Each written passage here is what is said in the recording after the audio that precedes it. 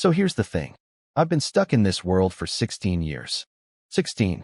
I transmigrated here as a baby. Full birth experience, 0 stars, do not recommend, and landed in the Xia family of star language city in the Great Xia Empire.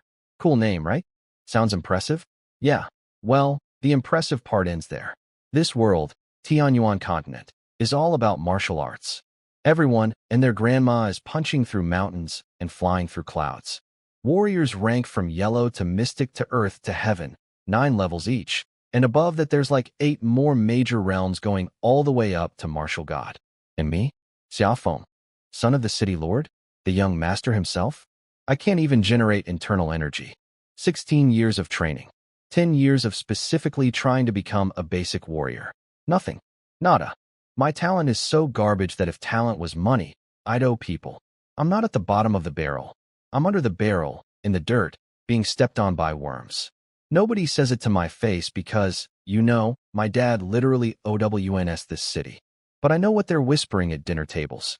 Oh, that Xia Feng boy, bless his heart. Bless my heart? I'll bless your anyway.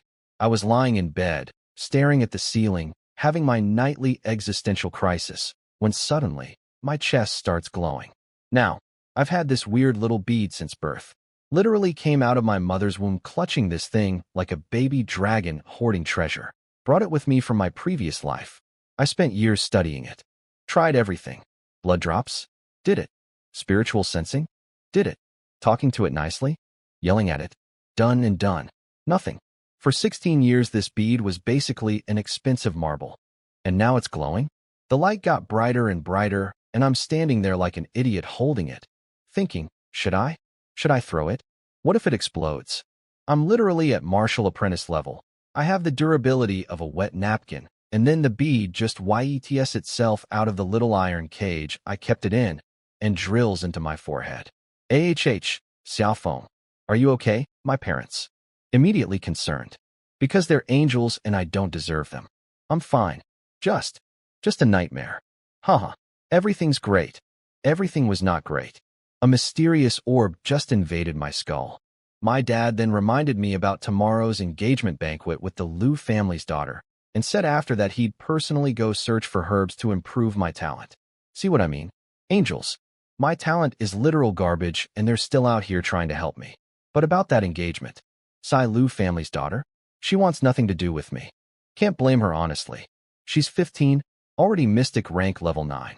She's basically a prodigy soaring through the heavens while I'm down here struggling to do a push-up. We even went to their house a few days ago to let them cancel the engagement. You know, give them a graceful exit, and they refused. Said my dad saved her dad's life, and they honor their debts. Very noble, very touching. But like, your daughter literally runs away when she sees me. How's this marriage gonna work? Honey, I'm home. Sound of windows shattering as she escapes, so I lay back down and tried to sense this bead that just moved into my brain like an uninvited roommate. And a message floated up, Dream Bead. Assists with dreaming. Assists with dreaming. All that dramatic glowing. The forehead invasion. The near heart attack. And this thing's grand purpose is to help me dream better? What am I supposed to do with that? Oh wow, my dreams are in 4K now. Thanks mysterious ancient artifact. What a game changer. You know what would be actually useful?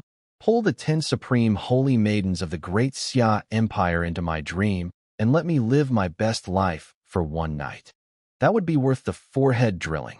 I said this as a joke. Remember this. This is important. I went to sleep. Didn't think much of it. Stupid dream bead, whatever. But then, the bead activated, and it gave me a dream. Not just any dream. A dream where I lived an entire 1,000 years.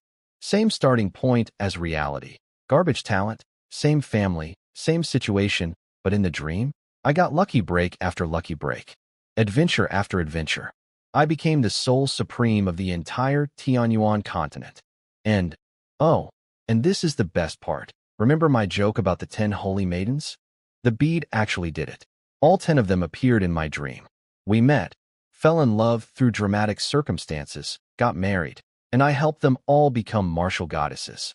1,000 years of epic adventure and romance. In one night of sleep, I woke up feeling amazing. Like I'd just had the best spa day in existence times a million. Refreshed. energized, ready to conquer. I think I had a dream. I couldn't remember any of it. Not one single detail. 1,000 years of peak life experience and my brain just went, nah, not important, deleted. Cool, cool, cool, cool. Thanks, brain. Really helpful. So I shrugged it off, washed my face, and went about my day like nothing happened. Meanwhile, and I had absolutely no idea about this, across the entire empire, in 10 different supreme holy lands, 10 of the most powerful and beautiful women in existence also woke up from that same dream. Except they remembered everything. Every single detail. 1,000 years of falling in love with me, fighting alongside me, being helped by me. And apparently, the last night of the dream was our wedding night, and they remember that part very clearly because their faces were turning red enough to cook eggs on. And then their auras started changing. They hadn't gained any real power, but their presence, their pressure started shifting toward martial god level. Because in the dream, that's what they were. So all 10 of them had the same thought at the same time. This wasn't just a dream, and they all whispered the same name. Star Language City's young city lord. Xia Feng. They knew my info from the dream. Worst talent ever. About to have an engagement banquet where his fiancée probably wants to dump him. And that banquet? It's today? So all 10 supreme holy maidens, the most untouchable, godlike women in the entire empire, got out of bed, found out where Star Language City was, and started flying here. All 10 of them. At the same time. And I'm just over here brushing my teeth going, man, I slept great last night. What a nice morning. I have no idea what's coming.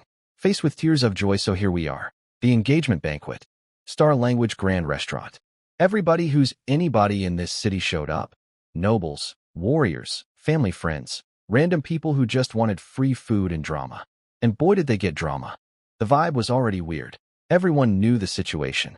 Me, 16 years old, can't even generate internal energy, stuck at martial apprentice level like a video game character permanently frozen on the tutorial screen. And Lu Xiu, 15, mystic rank level 9, literal prodigy, the pride of Star Language City. It's like announcing an engagement between a house cat and a tiger. Everyone's smiling politely, but internally going, if this ain't gonna work. My dad greeted Lu Xiu's dad, all friendly. Lu Tianxiang chatted back like nothing was wrong. Everything seemed normal.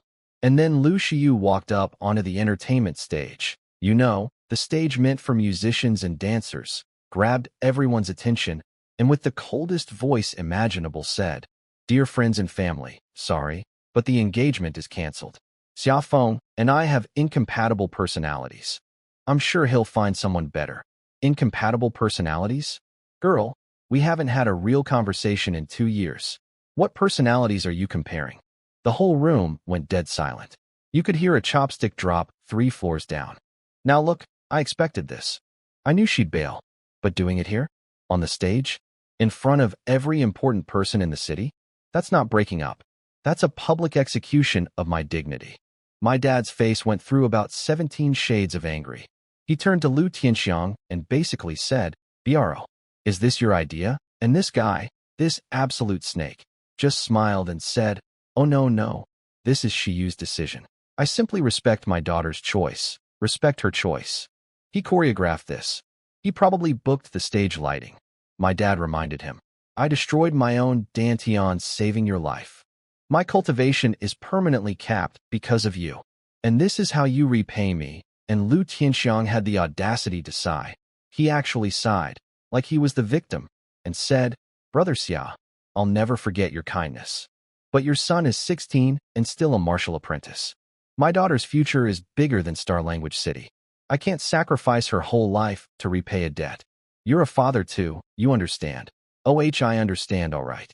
I understand you're a backstabbing snake who kept the engagement alive just so you could break it today for maximum humiliation. We literally went to their house days ago and offered to cancel it quietly.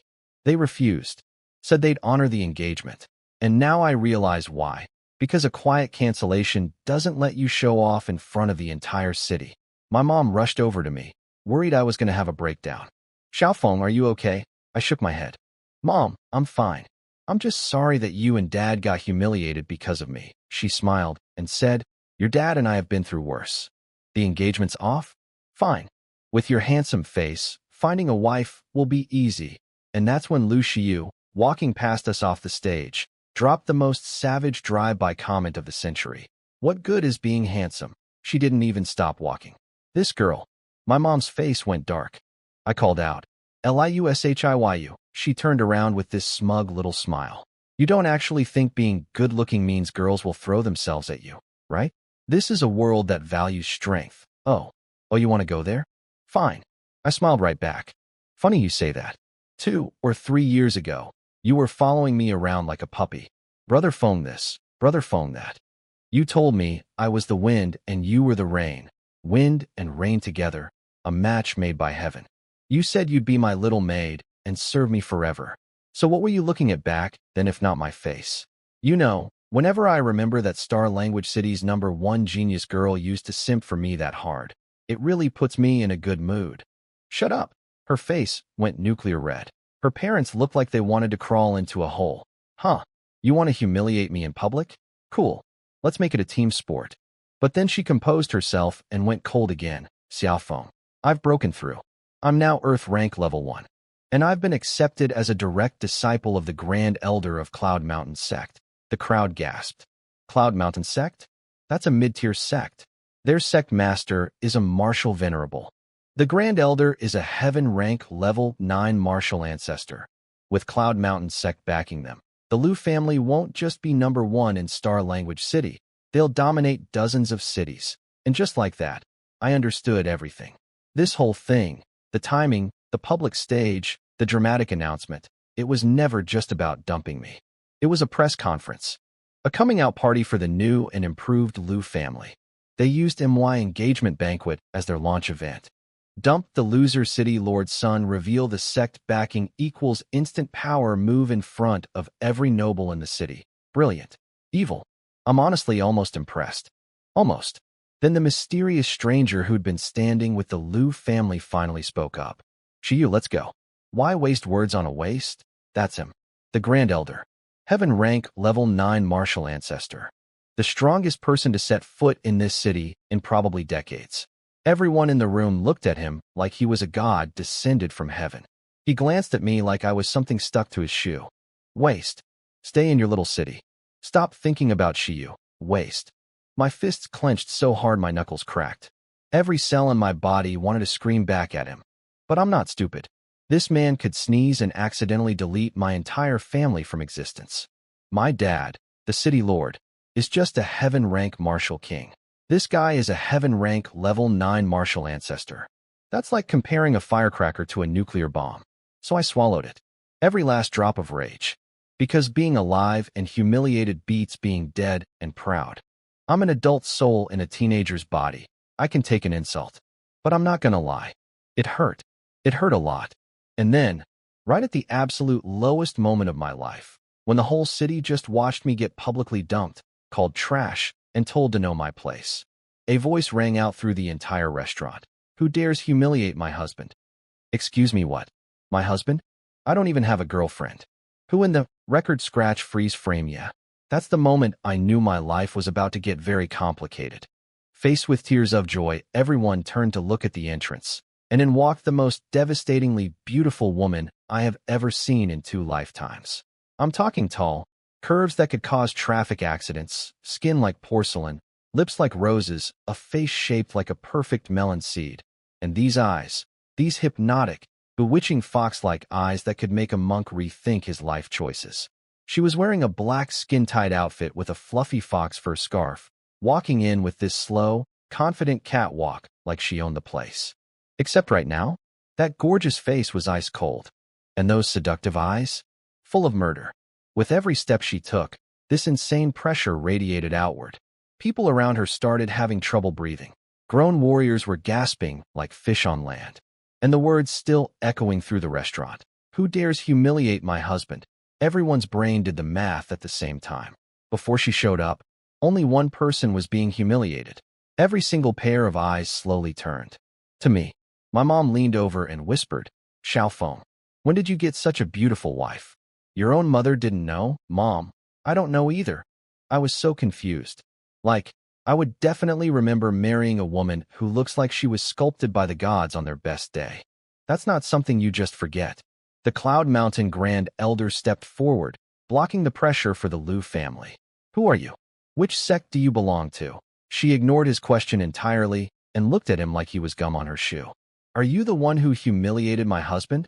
Lu Xiu popped out from behind her master, trying to be helpful. Senior, I think you have the wrong person. He's Xia Feng, 16 years old, can't even generate internal energy. A waste I just broke off my engagement with. There's no way he's your husband. The woman turned to Lu Xiu, and I swear the temperature dropped 10 degrees. Senior? I'm about the same age as you. Don't call me senior. Then her voice got even colder. And who gave you permission to call my husband a waste? You dare break off an engagement with him? It should have been my husband who dumped you. You. Lu Xiu started to get angry, but the woman wasn't finished. Kneel. Apologize to my husband. If he forgives you, fine. If he doesn't, then you kneel until you die. Lu Xiu's face was pure disbelief. You want me to kneel? To that was slap. She didn't even finish the word. 1 second Lu Xiu was standing. The next she was stumbling sideways, crashing to the ground with a bright red handprint on her face and blood trickling from her mouth. Nobody even saw the woman move. She was just there, and Lu Xiu was on the floor. I told you to kneel. You don't get to talk back. The audacity, the power, the sheer disrespect to Cloud Mountain sect, delivered with the casualness of swatting a mosquito. And I'm not gonna lie, watching Lu Xiu, who just humiliated me in front of the entire city 5 minutes ago, sitting on the floor holding her face with that shocked expression, chef's kiss. I know I shouldn't enjoy it. I know, but I did. I really did. Lu Tianxiang and his wife rushed over. Xiu, are you okay? Xiu looked up at her master with teary eyes. Master, she doesn't respect Cloud Mountain sect at all. Please, avenge me. The Grand Elder's face was dark. He turned to the woman. You've gone too far. She is a disciple of Cloud Mountain sect. We may be just a mid-tier sect, but we will not allow anyone to bully our disciples. He emphasized mid-tier sect, like it was supposed to be intimidating, like dropping your company name at a bar. The woman actually laughed. Cloud Mountain sect? A mid-tier sect? And you're proud of that? Oh, she did not just. Insolent. The Grand Elder exploded with pressure. His full power as a heaven-rank level 9 martial ancestor rolled out like a tsunami. Guests stumbled backward, struggling to breathe, faces pale with terror. So terrifying. Just his aura alone is unbearable. Even I, a heaven-rank level 9 martial master, couldn't survive one move against him. That woman is done for. What a shame. She's so beautiful, but has no brain. Getting killed over a waste. Everyone was writing her obituary already. And here's where I did something that surprised even myself. Despite having no idea who this woman was, I stepped forward and said, Miss, this has nothing to do with you. You don't need to do this. Just leave, because I'm not going to let some stranger, however gorgeous, however powerful, however clearly insane, get herself killed defending me from a fight that isn't hers. She turned back to me and smiled. And everyone in the room forgot how to think, including me, because that smile, with that face, it was like staring directly at the sun if the sun was beautiful and also wanted to hold your hand. You're my husband. Nobody gets to humiliate you. The softest, most tender voice, saying the most ride or die words imaginable. I opened my mouth, closed it, opened it again. Nothing came out. Because what do you say to that? I have a drop-dead gorgeous mystery woman who I've never met declaring herself my wife, slapping my ex-fiancé across the face, trash-talking a martial ancestor to his face, and looking at me like I'm the most precious thing in the universe. And I'm just standing here like person standing with my brain playing the Windows error sound on repeat. Having a wife this protective and badass would be incredible. If only I had any idea who she was. Loudly crying face, my mom was beaming, like full-on Christmas morning face. She whispered to my dad, "This girl is wonderful. If she were really our daughter-in-law, that would be amazing." My dad gave her a look. "Stop talking nonsense." Then he turned to the mystery fox goddess and said, very seriously, "Young lady, please leave. Don't throw your life away for us." Because in my dad's mind, this beautiful idiot was about to pick a fight with a heaven-rank level 9 martial ancestor and get herself killed. And even worse, if she made him angry enough, he might take it out on our whole family. But she just smiled at my dad, called him Uncle Xia, like they were old friends, and said, "Don't worry, he can't hurt me." I tried to warn her. "Miss, he's a heaven rank level 9 martial ancestor. That's not a joke." She turned to me with the most adorable confident grin and held up her little fist. "It's fine, hubby. I'm really strong." She said it like a 5-year-old showing off a crayon drawing. Except the crayon drawing could apparently destroy mountains. The Grand Elder was done talking. "You've successfully angered me. No matter what force you belong to, today I will teach you manners." Cloud Mountain Hand. He struck from a distance, and a giant hand, literally a 10-foot-long energy hand, materialized in the air and came smashing down toward her. The crowd went nuts. Cloud Mountain Hand, a top-tier mid-grade martial technique. At full power, he can make a 30-foot hand. He's holding back because we're indoors. Even so, that strike could flatten a small mountain. Lu Shiyu's eyes were sparkling with excitement. "You dared hit me? Now you pay." I opened my mouth to yell, but before I could say anything, the woman's body erupted with an energy shield that wrapped around her and my entire family. Just casually, like opening an umbrella. She looked back at me, face inches from mine, and said softly, "Don't worry, hubby. I'll protect you." She was so close. That perfect face. That faint perfume. I literally had to swallow because my brain was short-circuiting. I almost forgot we were in the middle of a fight. Lu Shiyu saw us having this little moment and lost it. "You disgusting couple. Let's see how long you can act smug."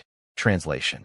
My ex-trash fiancé is having a romantic moment with a woman hotter and stronger than me, and I am not handling it well. Boom. The Cloud Mountain hand slammed into the shield. The shockwave obliterated every table and chair nearby. The entire building shook like it was about to collapse. And the shield? Not a scratch. Impossible. The Grand Elder's jaw practically hit the floor. He'd never had anyone block his Cloud Mountain hand this easily except his own sect master, who's a full martial venerable. I could literally see his brain going through the stages of grief in real time. Denial, anger, bargaining, and then I saw something else flash in his eyes. Greed. This old fox was already thinking about stealing her technique. Typical villain move. Getting your butt kicked and immediately going, "Ooh, I want that power. My turn," she said. Her eyes flashed red. I said, "Kneel." And the Grand Elder, the terrifying heaven rank level 9 martial ancestor, the man whose mere aura made grown warriors stumble backward. His eyes went glassy, and he dropped to his knees. Thud. What? What just happened? The entire restaurant turned into a statue gallery. Nobody moved. Nobody breathed. Lu Shiyu ran over and tried to pull her master up, grabbing his arm, yanking with everything she had. He didn't budge. Not 1 inch. He was just kneeling there with empty, hypnotized eyes. I blurted out, "Command through words?" "Whatever she says becomes reality." She turned back to me with that devastating smile. "Oh, hubby, it's not that impressive. I haven't reached that level yet." "Then what I it?" Everyone leaned in. You could feel an entire restaurant collectively holding its breath. She grinned. "Seduction magic. Want me to try it on you?" I looked at the Grand Elder, the most powerful man in the room, kneeling on the ground with drool practically coming out of his mouth, eyes completely glazed over, dignity obliterated. I shuddered from head to toe. "I'm good. Thank you. I'm good. No seduction necessary. I appreciate the offer." "Pass," she giggled. "Don't worry, I'd never use my techniques on my hubby. But if you have any special preferences, I can accommodate those too." Special preferences? My brain went exactly where it shouldn't have gone. My face turned red. I coughed. I had nothing. This woman's verbal game was on another level. I was being flirted into submission and I didn't even know her name yet. Meanwhile, the Grand Elder snapped out of it. He stood up with Lu Shiyu's help, face burning with humiliation and fury. "Who are you? What kind of seduction technique is this?" He was starting to suspect something. A seduction technique this powerful could only come from one place. But no. People from that place would never come to a backwater city like this. "Who told you to get up?" "Kneel." Her eyes flashed red again. And even though the Grand Elder was ready this time, even though he was actively defending against it, thud, back on his knees. Again, the crowd was horrified. They didn't even understand what was happening. From their angle, they couldn't see her eyes. It just looked like she told him to kneel, and he did it. Twice. Then she turned to me one more time, and that icy, murderous expression melted into the sweetest, most adorable smile you've ever seen. Like two completely different people sharing one face. Silly me. I got so mad at that old man for bullying you that I forgot to introduce myself. Hubby, let's do this properly. She gave a little bow. My name is Xia. I'm from the Celestial Fox Holy Land. Celestial Fox Holy Land? As in one of the 10 supreme holy lands of the Great Xia Empire? As in the place that produces the most powerful and beautiful women on the entire continent? As in, wait. Fox. Seduction magic. Impossibly beautiful. Calls herself a fox. She's from the Fox Holy Land. Of course she is. I'm standing here in a destroyed restaurant, next to a kneeling martial ancestor, across from my furious ex-fiancée, surrounded by terrified nobles, being claimed as a husband by a girl from one of the most powerful organizations in the empire. And I still have no idea how she knows me or why she thinks I'm her husband. My life makes no sense, and I am both terrified and slightly thrilled. Loudly crying face, the restaurant exploded with whispers. She's from the Celestial Fox Holy Land? No wonder she doesn't care about Cloud Mountain sect. Cloud Mountain is a mid-tier sect. Comparing them to a holy land is like comparing a puddle to the ocean. But why is a holy land disciple in our tiny backwater city? And why does she keep calling Xia Feng her husband? Wait. I heard all direct disciples of the Celestial Fox Holy Land carry the bloodline of the ancient divine beast, the nine-tailed Celestial Fox. Hold on. My brain is broken. She keeps calling him husband, but it also sounds like they've never met before. Can someone please explain what's happening? Yeah, good question. I also needed someone to explain what was happening. I was living it, and I had an OCLUE. Lu Shiyu was having a full mental breakdown. Impossible. That waste can't possibly know someone from the Celestial Fox Holy Land. It's fake. She's an imposter. Yusia just laughed. Turned to me with this amused look and said, Hubby, your ex-fiancée is not only blind but apparently also brain damaged. In the entire Great Xia Empire, who would dare impersonate me? Yusia, and that's when the Grand Elder, who had just snapped out of his second round of mind control kneeling, heard her full name and literally collapsed onto the ground, face white as a ghost. See, Star Language City is too remote for people to recognize her. But the Grand Elder? He knew exactly who Yusia was. She wasn't just a disciple. She wasn't just a direct disciple. She was the Celestial Fox Holy Maiden. The #1 Holy Maiden of the Celestial Fox Holy Land. The top candidate to become the next Holy Land Master. She possessed the Celestial Fox Charm Body, a once-in-a-generation divine constitution that basically guarantees she'll reach martial saint level as long as she doesn't die. She was 15 years old and already a martial venerable. Let me put that in perspective. The Grand Elder who'd been terrorizing everyone? Heaven rank level 9 martial ancestor. That's 2 full realms below martial venerable. He was flexing in front of someone who could sneeze him into another dimension. The Celestial Fox Holy Maiden? She's one of the 10 supreme holy maidens of the Great Xia Empire. The crowd's gasps could have powered a wind turbine. And me? I'm just standing here going, howdy-o, I know a holy maiden. I've never left this city. The Celestial Fox Holy Land is thousands of miles away. We have zero connection. This makes absolutely no sense. Lu Shiyu was still screaming, no, it's fake. That waste can't possibly know a holy maiden. It can't be real. Slap. Another slap. But this time it wasn't Yusia. It was the Grand Elder. Slapping his own disciple. You idiot. This man was about to have a stroke. He came here for a simple disciple pickup and somehow ended up offending the most dangerous young woman in the entire empire. And his stupid apprentice kept poking the bear. Master, you. Shut up. He spun around and bowed so deep to Yusia that his forehead almost touched the floor. I didn't know I was in the presence of the Celestial Fox Holy Maiden. Please forgive my earlier offense. Yusia's voice was ice. Did I say you could stand? Thud. He didn't even need the seduction technique this time. He dropped to his knees voluntarily. Man went from, I'll teach you manners, to, please don't destroy my sect, in about 4 minutes flat. Then Yusia just looked at Lu Shiyu. Didn't say a word. Just looked. The Grand Elder understood immediately. He whipped around and screamed at Lu Shiyu. You foolish disciple. Kneel and apologize to young brother Xia right now. young brother Xia. This man called me waste 5 minutes ago. Now I'm young brother Xia. The whiplash gave the entire audience collective neck injuries. Lu Shiyu's face was twisted. The girl who just publicly dumped me on stage, called me a waste, mocked me for being handsome, announced her fancy sect membership like she was reading a resume. That girl now had to kneel and apologize. To me, the waste. Her fists were clenched. Her jaw was locked.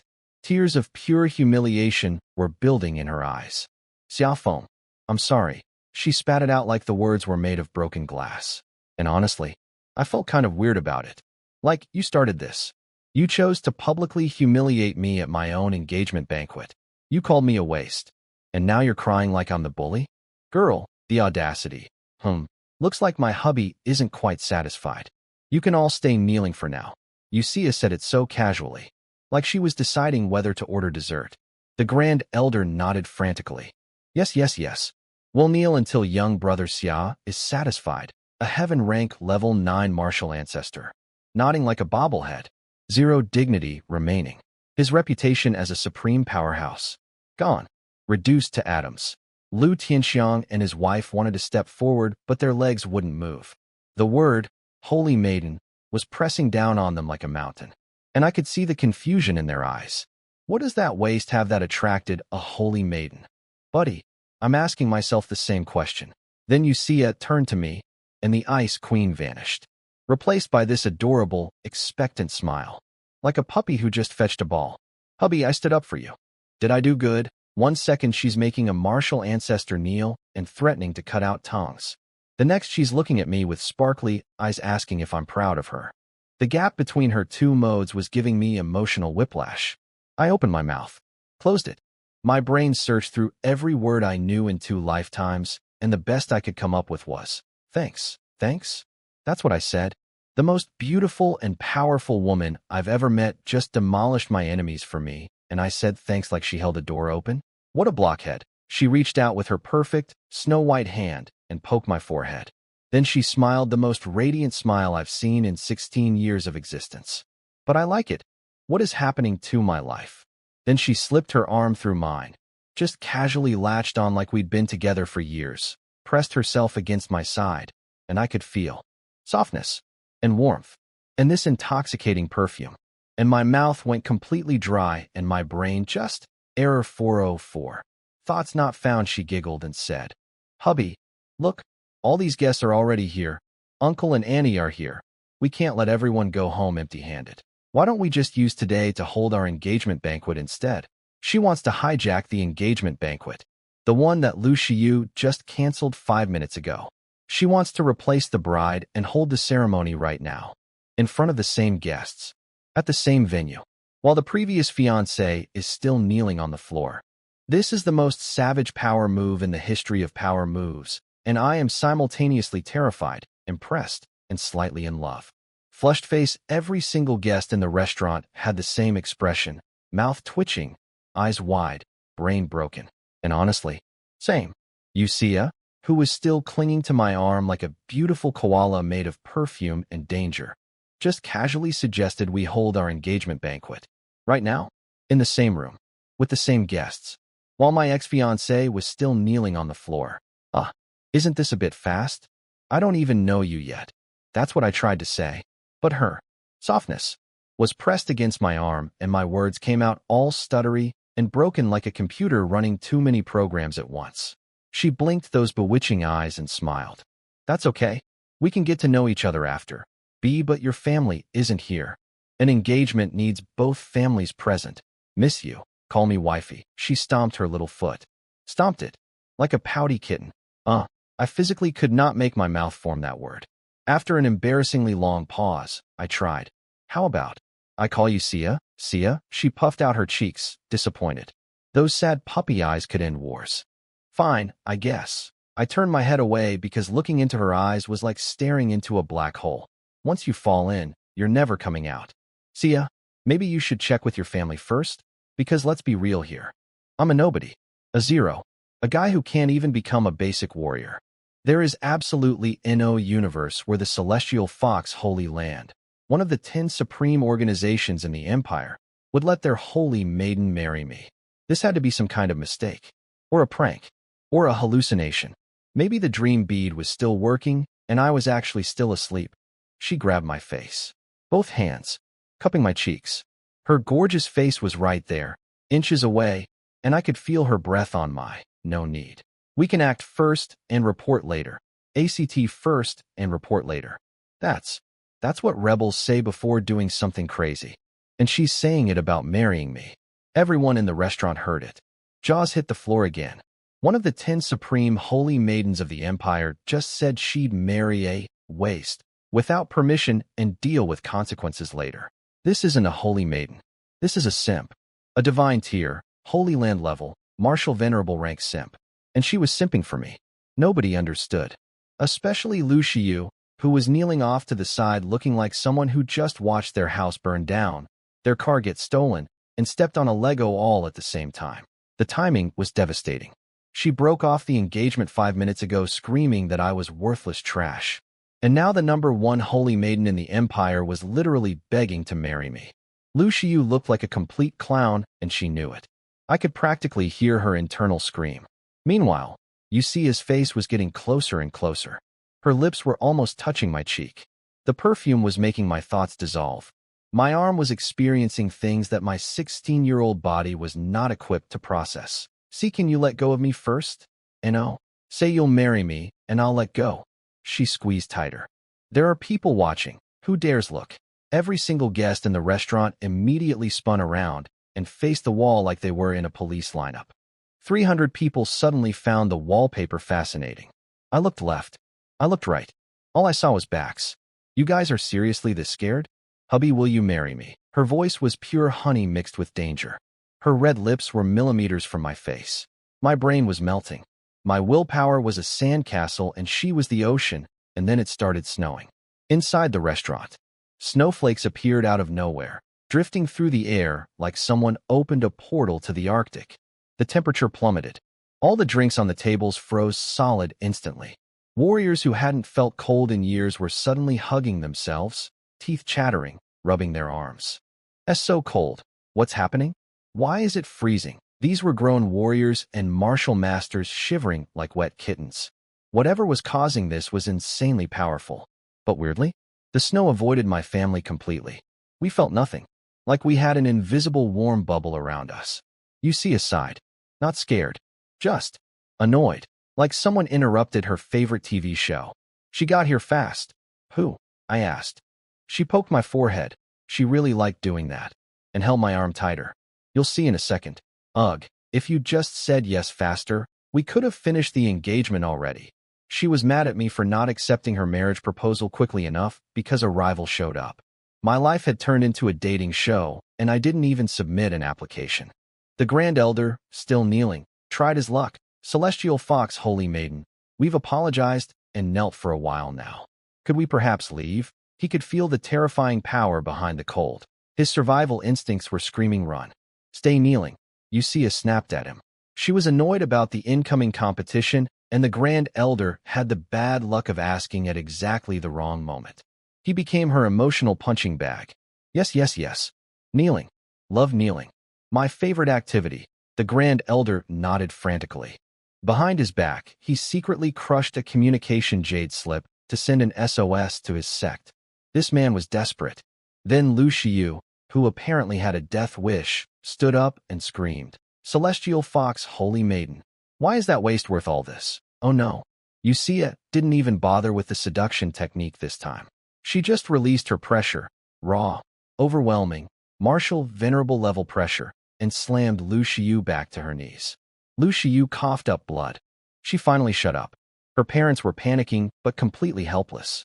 Their biggest protector was kneeling right next to their daughter. And then, Demonis. Release my husband.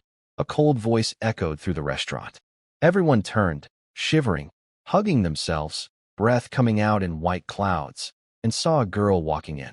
Blue hair, blue short skirt, round face, big eyes, absolutely gorgeous in a cute but deadly way. Completely expressionless, like an ice sculpture that learned to walk. And she was cold. Not just, it's chilly cold. This was a cold that came from inside your bones and radiated out. The kind of cold where wearing 10 coats wouldn't help. Every step she took in her high heels left a frost footprint on the floor. But the word that sent every head in the room swiveling back to me? Husband, she said, husband. Another one. 300 pairs of eyes locked onto me.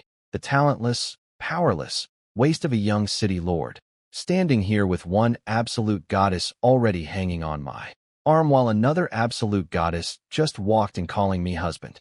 And I'm just standing here with the single thought bouncing around my empty skull like a screensaver.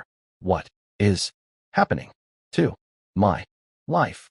Loudly crying face, loudly crying face, loudly crying face. I genuinely cannot explain what my life has become. 2 minutes ago, I was the city's biggest loser. Now I have a fox goddess on my right arm and an ice queen on my left arm, and they're both calling me husband while fighting over me like I'm the last piece of cake at a birthday party. The blue-haired girl glared at Xia. Xia didn't let go. In fact, she squeezed tighter. The temperature dropped another few degrees. People's eyebrows were growing icicles. The Grand Elder, a heaven-rank level 9 martial ancestor, was kneeling on the ground shivering. Xia, don't test my patience.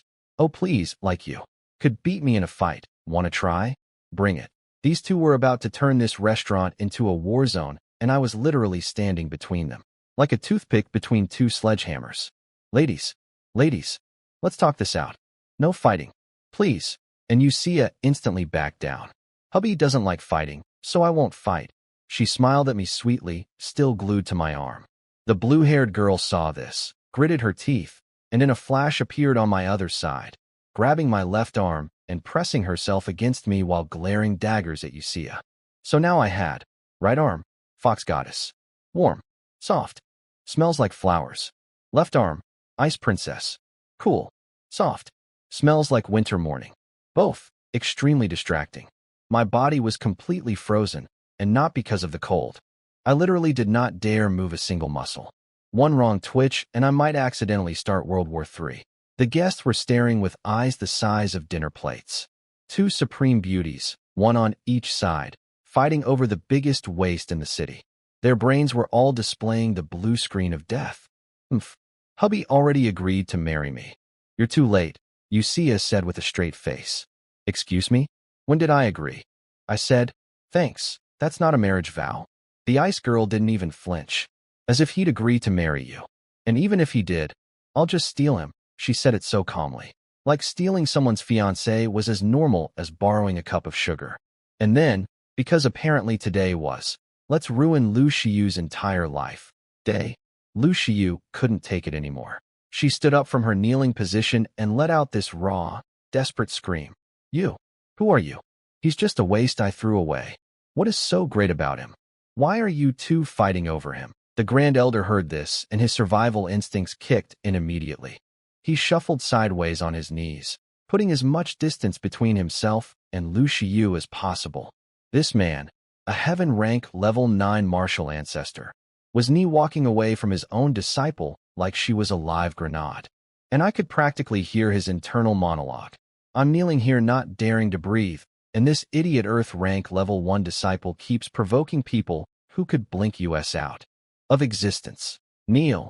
You see as pressure slammed Lu Shiyu back down to the ground. But the ice girl also turned to look at Lu Shiyu, and her eyebrow raised just slightly. In a voice that could freeze lava, "You're Lu Shiyu?" Lu Shiyu tried to speak. The ice girl waved her hand. Casually, like she was brushing away a fly. Ice erupted from the ground beneath Lu Shiyu and encased her entire body in seconds. Frozen solid, head to toe, completely immobilized. You could see through the ice that her face was twisted in agony. The frost wasn't just cold, it was inflicting pain. But she couldn't move, couldn't scream, couldn't even open her mouth. Just a Lu Shiyu popsicle. Her parents rushed over and touched the ice, only to yank their hands back like they'd grabbed a hot stove. Except the opposite. The cold was so intense it burned. Lu Shiyu's mom turned to the ice girl, crying, "Miss, even if you like Xia Feng, you don't have to do this to my daughter. Relationships should be mutual. She doesn't like him. What's wrong with breaking off the engagement?" The ice girl responded with zero emotion. Breaking off the engagement is fine. Everyone blinked. Oh, But from what I know, my husband and Uncle Xia personally went to your house days ago to let you cancel the engagement. And you refused. Then just days later, you cancel it here, at the banquet, in front of the entire city. If you'd done it privately, that would just make you blind. But what you did today was deliberately designed to humiliate my husband and his family. She paused. I don't forgive that. The restaurant went quiet. Because she was right. She laid out the facts, and everyone realized the Liu family had played this perfectly dirty. The guests started murmuring, now that she mentions it. The Xia family did go to the Liu house first. They refused the quiet breakup just so they could do it publicly. That is pretty scummy. When I said the exact same thing earlier, nobody cared. But when a terrifyingly powerful ice goddess says it, suddenly everyone agrees. Cool. Really feeling the love, Star Language City. Really feeling it. Liu Tianxiang begged. Even so, my daughter doesn't deserve to die. Please show mercy. The ice girl didn't even look at him. Someone with no eyes doesn't even qualify to die by my hand. This is just a small lesson. She won't die. A small lesson. She froze a girl into a human ice sculpture and called it a small lesson. I looked at the ice girl on my left, then at the fox goddess on my right. Both incredibly beautiful. Both absurdly powerful. Both absolutely terrifying. And both calling me husband. And I still had no idea why either of them knew who I was. My morning started with brushing my teeth and thinking, wow, great sleep. And now I'm standing in a destroyed restaurant. Left arm claimed by an ice maiden, right arm claimed by a fox maiden. My ex is frozen in a block of ice. Her master is kneeling on the floor, and apparently more might be coming. I didn't ask for this life, but I can't say I'm hating it. Grinning face with sweat, so the ice girl noticed the Grand Elder kneeling next to the Lu Xiu popsicle and blinked. Huh? Who's this guy? The Grand Elder, who'd been kneeling for so long his knees were probably fused to the floor, immediately put on his best suck-up smile. Hello? I'm the Grand Elder of Cloud Mountain Sect. OH. So you're the Cloud Mountain Grand Elder? His eyes lit up. The way she said it, he thought maybe she was friendly with Cloud Mountain Sect. Maybe he had an out. He nodded eagerly. Yes, that's me. You also insulted my husband, right? The light in his eyes died instantly. She waved her hand. I shot up from the floor toward him. This time, he actually reacted, channeled his energy, and launched himself backward across the room into a corner. Because getting frozen meant putting his life in someone else's hands, and he wasn't going down without. You dare resist? She didn't even move. A ball of frost just appeared behind him and encased his entire body before he could blink. One of the most powerful warriors in the region, frozen into an ice sculpture, with a casual wave, while barely paying attention. Everyone in the restaurant sucked in a collective breath, so hard I'm surprised the building didn't implode. Liu Tianxiang and his wife went chalk white and stumbled backward. They'd been about to beg for Lu Xiu's release, but after watching that, begging privileges revoked. They looked like they were trying to melt into the wallpaper. And then, and this is the part that kept breaking my brain, the ice girl turned to me with this bright, expectant look on her face, like a cat that just brought you a dead bird and wanted praise. Hubby, wasn't I amazing? 1 second. Frozen a martial ancestor with a flick of her wrist, radiating enough killing intent to frost an entire building. Next second, big round eyes, pouty lips. Tell me I did good. The emotional whiplash from these women is going to give me a heart condition. Yes. Amazing, I said, nodding like a robot. Xia, still clinging to my right arm, puffed her cheeks. It was okay, I guess. Nobody asked you. The ice girl squeezed my left arm tighter. If hubby says I'm amazing, that's all that matters. Both arms. Both occupied. Both experiencing sensations that my 16-year-old brain could not handle. My eyes were going slightly unfocused. It was like being attacked by two clouds made of perfume and softness from opposite directions. Focus, Xia Feng. Focus. Miss. Call me wifey, DJ with grave VU. The exact same conversation I'd had with Xia 20 minutes earlier. These two were running the same playbook. Xia looked at the ice girl with the most disgusted expression. You're supposed to be a holy maiden of the extreme ice holy land. Have some dignity. This from the woman who was literally hanging off my arm like a decorative scarf. The hypocrisy was astronomical. Extreme ice holy maiden? The one with the legendary extreme ice sacred body. Extreme Ice Holy Land. That's on the same level as the Celestial Fox Holy Land. One of the 10 Supreme Holy Lands. Another Supreme Holy Maiden? What did Xia Feng do to attract 2 of the 10 Supreme Holy Maidens? The guests were having a collective mental breakdown. I couldn't blame them. I was having one too. You're also a holy maiden? I asked, genuinely floored. She beamed. Yep. Hubby, nice to officially meet you. I'm Lin Wanqing, first holy maiden of the Extreme Ice Holy Land. And your future wife? My. Future.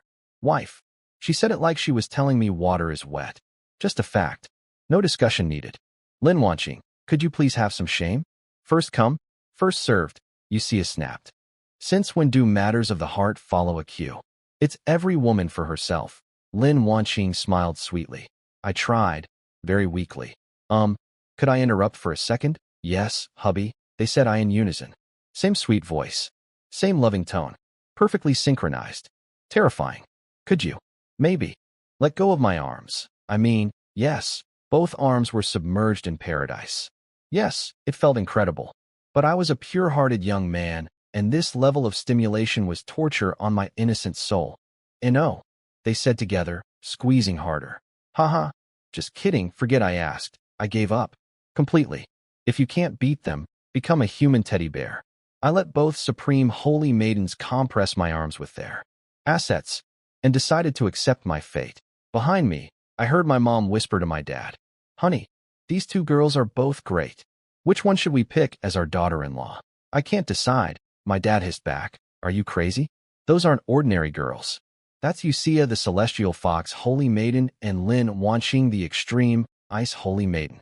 You think women of that caliber would actually want to marry our son for real? They must have ulterior motives we don't know about. My mom rolled her eyes so hard. Ulterior motives? What do we have that's worth scheming for? Our debt. Our son who can't cultivate? Stop being so paranoid. I think both girls are wonderful. 1,000,000 times better than that Lu Shiyu. Dad rubbed his temples in defeat. They thought they were being quiet. They were not being quiet. I heard every word. And when I looked at Xia and Lin Wanqing, they both had this amused little smirk that said, Yeah, we heard that too. I wanted to crawl into a hole and perish.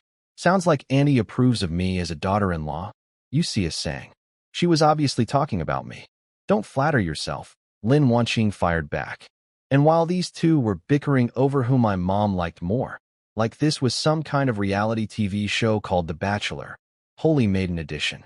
A deep, booming voice echoed from the restaurant entrance. Cloud Mountain Sect Master Yunshan has come to pay respects to the Celestial Fox Holy Maiden. Oh great. The Grand Elder sent his distress signal, and the actual sect master of Cloud Mountain showed up. A full martial venerable. The big boss. Coming to pay respects, which is powerful person code for, please don't destroy my sect. I looked to my left, frozen Grand Elder. I looked to my right, frozen Lu Shiyu. I looked at my arms, 2 holy maidens attached like designer accessories. I looked at the entrance, a martial venerable begging for an audience. This was supposed to be a simple engagement banquet. I just wanted some free food, man. Loudly crying face, so the Cloud Mountain sect master walked in, big, burly, arms like tree trunks, and the guests parted like the Red Sea. Everyone was whispering about how he's a real martial venerable, yellow rank level 3, and speculating whether he could take on the 2 holy maidens. I tried to be reasonable. Xia, Miss Lin, the Cloud Mountain sect master is a genuine martial venerable. Maybe we should, talk things out nicely, Xia giggled. A yellow rank level 3 martial venerable? That's supposed to be scary. And Lin Wanqing? She didn't even acknowledge the threat. Instead, she stomped her foot and pouted. Hubby, you called her Xia, but you called me Miss Lin? Why? What should I call you then? Wifey, obviously. Shameless, Xia glared at her. I coughed. That's a bit much. Then call me Xiaoqing. Or Qinger, Hujinjier. That's like the cutest, most intimate pet name possible. I'm a martial apprentice calling a supreme holy maiden, Qinger. That feels like a crime. How about Xiaoqing? Okay. She nodded happily like a puppy getting a treat. Not fair. Hubby, you have to call me Xiaoya then, Xia stamped her foot. Fine, Xiaoya. Yay, big smile. Supreme Holy Maiden of the Celestial Fox Holy Land. Reduced to, yay, because I used a nickname. The guests were all thinking the same two words. I know they were. Because I was thinking them too. Simp. Energy. Except reversed. Two of the most powerful women in the entire empire were simping for me. A guy who couldn't beat up a strong breeze. The universe had clearly lost its mind. And meanwhile, the Cloud Mountain sect master was just standing there, waiting. He'd made this grand entrance, announced himself with a booming voice, and these two girls were arguing over nicknames like he didn't exist. He glanced at his grand elder frozen in the corner. His eye twitched, but he kept his composure. He bowed to Xia. Cloud Mountain sect master Yunshan pays respects to the celestial fox holy maiden. Xia didn't even look at him. Yeah, I heard you the first time. I'm not deaf. She was literally in the middle of negotiating pet names with me, and this martial venerable had the audacity to interrupt. How dare he? But Yunshan stayed calm. A ring appeared in his hand, which he held out respectfully. My grand elder's offense was unintentional. Please accept these 10,000 mid-grade spirit stones as an apology. I humbly asked the holy maiden to spare him. The crowd gasped. 10,000 mid-grade spirit stones? I've never seen that many in my life. With that many stones, the Xia family could become a powerhouse. I thought he came to fight. He came to pay a fine. 10,000 mid-grade spirit stones. That's an insane amount of money. For our little star language city, that's like someone pulling up with a dump truck full of gold bars. Xia squeezed my arm. He's not apologizing to me. He's apologizing to my husband. Yunshan looked at me. I could tell he was deeply confused about why a supreme holy maiden was attached to a talentless 16-year-old like a barnacle on a luxury yacht. But he swallowed his questions, bowed to me, and said, "Young sir, please accept these 10,000 mid-grade spirit stones as our sincere apology, a martial venerable." Bowing to me, offering me money. 3 hours ago, I woke up as the city's biggest disappointment. Now a martial venerable was basically writing me an apology check. Is this real life? My mom, who'd been watching this whole thing from behind me, leaned forward and whispered, "Xia Feng, take it. That's enough." My dad, on the other hand, was frowning. I could tell he was thinking, once the holy maidens leave, every greedy warrior in the region is going to come rob us for those stones. Smart man, my dad. Practical. But Xia smiled and said, "Take it, hubby. If you don't, he'll feel uneasy." Yes. Please take it." Yunshan nodded so fast his head almost unscrewed. I reached for the ring. Hesitated. Reached again. Then just took it. 10,000 mid-grade spirit stones. In my pocket. Me, the waste. The guy who can't generate internal energy. Holding more wealth than my entire city has probably seen in a decade. And then, from my left side, a voice cold enough to freeze the concept of warmth itself. Where's mine? Lin Wanqing. Arms crossed. Eyebrow raised. Full Ice Queen mode. Yunshan blinked. You are? Xia helpfully chimed in. Oh, she's the first holy maiden of the extreme ice holy land. Also, your grand elder was frozen by her, not me. Yunshan's face went through about 5 emotions in 2 seconds. Then he turned and glared at his frozen grand elder through the ice. You could almost read his thoughts. You moron. You didn't just offend one supreme holy maiden. You offended 2? And you didn't even mention the second one in your message. To be fair, the Grand Elder was frozen before he could update his report. But still, Cloud Mountain Sect Master Yunshan greets the extreme Ice Holy Maiden. He bowed again, gritting his teeth, and pulled out another ring.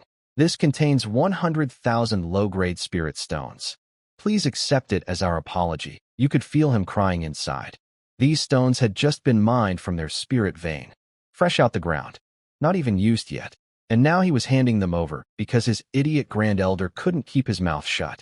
Lin Wanqing's icy gaze didn't waver. You're not apologizing to me. You're apologizing to my husband.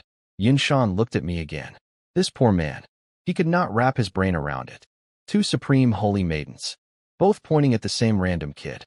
Both saying, apologize to him. He bowed to me a second time, handed over the ring, and I could see the question burning behind his eyes. Who is this boy? Brother, if you figure it out, please tell me, because I have no idea either.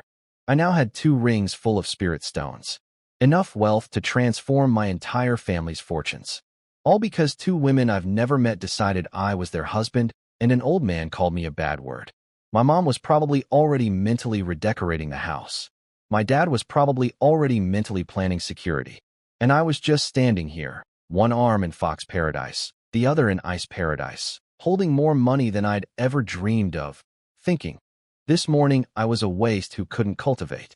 Now I'm a waste who can't cultivate, but has 2 holy maidens and a fortune. Progress? Faced with tears of joy, Yunshan couldn't leave fast enough. Can we go now? Please, get lost, Xia and Lin Wanqing said in unison. Literally the only thing they agreed on today. Yes, yes, yes. Leaving. Gone. Goodbye. Yunshan grabbed his thought-out grand elder, who immediately bowed and stammered. Thank you for not killing me. Thank you so much. Very generous. Best holy maidens ever. Scram. They scrambled.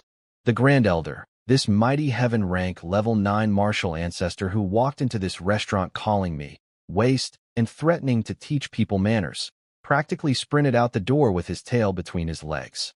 His entire worldview had been shattered, his dignity cremated, and his sect's treasury significantly lighter. Beautiful. Meanwhile, Lin Wanqing waved her hand and released the ice on Lu Shiyu. The girl emerged looking like someone who'd been locked in a freezer for a week. Lips blue, body shaking uncontrollably, completely drained of internal energy.